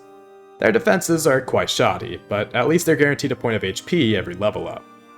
Okay, I'm willing to admit this one may be a sneak of sorts, but Senno is an A tier. Analytically, B tier seems to be a more appropriate place to put him, but nah, I mean he's a baller. Traditionally, bow users tend to keep to the back and avoid being in enemy range, in order to pick off targets on player phase in peace and safety, but Senno has no problem leading the charge and being in the face of danger. While avoidance is not something to be relied on in Fates, it shouldn't be written off either, especially with Lucky 7 in tow. Even so, it's not like Senno will find himself in a situation where he needs to evade attacks, since his bulk is solid and the apothecary skills keep him well distanced from death's door. Of course, he doesn't just survive attacks. Senno's strength ensures he can pull his weight in the damage department, even if his mediocre speed holds him back from doubling. He's a very self-sufficient, consistent, and reliable combatant that his allies can lean on for dealing and receiving damage. As such, Senno's clutch moments of triggering a critical hit, or evading an attack, become that much more impactful as he goes above and beyond what is needed of him. These words can also describe Zhara, another well-rounded fighter, but the difference is I'm putting Zhara in S tier. Now, am I only placing Zhara higher because he has more impressive and impactful starting skills than Senno? Yeah, kinda. S tier I've reserved for truly one-of-a-kind, superior units that not even the main roster can match, or would take an absurd amount of resources and planning to do so. I mean, have you seen a merc with pass and counter magic? Those skills obviously give him unprecedented utility and options, but on top of that, he's also a premier hero, able to perform exactly how you'd want a hero to perform. That said, there's no shame in being defined by a good skill set, which is something Kumagera exhibits very clearly. Darting blow plus certain blow plus death blow and the counter combo? Truly unreal. Not only can he draw in enemies and reflect damage back at them, but he makes for a consistent dual strike partner for his allies on player phase, since blow skills will be in effect, meaning Kumagera's hit rate for his dual strike will likely be at or near 100%. Due to his low internal level, Kumagera will have an easier time leveling up and staying ahead of the curve, which will aid in acquiring counter and or lancebreaker. Even as his opponents get stronger, Kumagera's high growth in HP, strength, and defense will ensure he can keep up. As an Oni chieftain, Kumagera's effective defense growth is an impressive 65%, but do you know whose personal defense growth is 65%? Yep, here he is. You ever wonder what if the Berserker class had no flaws or downsides? Well, Gazak is the answer. Bad hit? Certain blow. Bad survivability? How about the best defense growth in the game? Gazak has an Achilles heel and his weakness to magic, but provided another member of the team can handle the mages, or he cleaves through them first, Gazak is an unstoppable force. Admittedly, Gazak may struggle on enemy phase, but in his element on player phase, he's an Oko machine. Just how Lloyd and Llewelyn are straight up better than Tarba, Gazak is basically wholly superior to the Bandit twins. If he can't get his mitts on a great club like he could in this run, he could definitely get by with a Brave Axe or Argylmir. By virtue of the Berserker class, Gazak has a stronger offensive presence than Kumagera, making him a more reliable delete button on player phase for himself and allies using him as a dual strike. Obviously though, the best defense growth in the game isn't just for show. Coupled with a 105% HP growth, Gazak can take a beating with ease, and that's not even factoring in Pavis. Last, but certainly not least, is Haitaka. In fact, I'm giving him his own tier, SS. This does mean I can't fit the entire tier list on screen, but I'm more than willing to sacrifice Funke and Daichi in order to bestow Haitaka with this great honor. I've said all I need to say about this man. Haitaka has fantastic bases and growths, Spearmaster is a fantastic class, and Rally Defense is a fantastic skill. I didn't directly address this, but he can do wonders with the legendary Naginata Water Wheel, but alright, I don't need to go on another tangent. I believe that concludes everything I wanted to cover about the casual bosses of Fire Emblem Fates, but what do you think? How would you rank them? Did anyone catch your eye? Are you interested in using them next time you play Fates? Did you think up some lore or character interactions? I'd love to hear your thoughts in the comment section below. If I hadn't made it painfully obvious at this point, I find these guys very fascinating, with the lengths the developers did and didn't go with them. They could have easily just disabled the ability to capture them, but here they are. And with that, I guess this video is finally sent over, but I'll be Gazak with more. See you next time.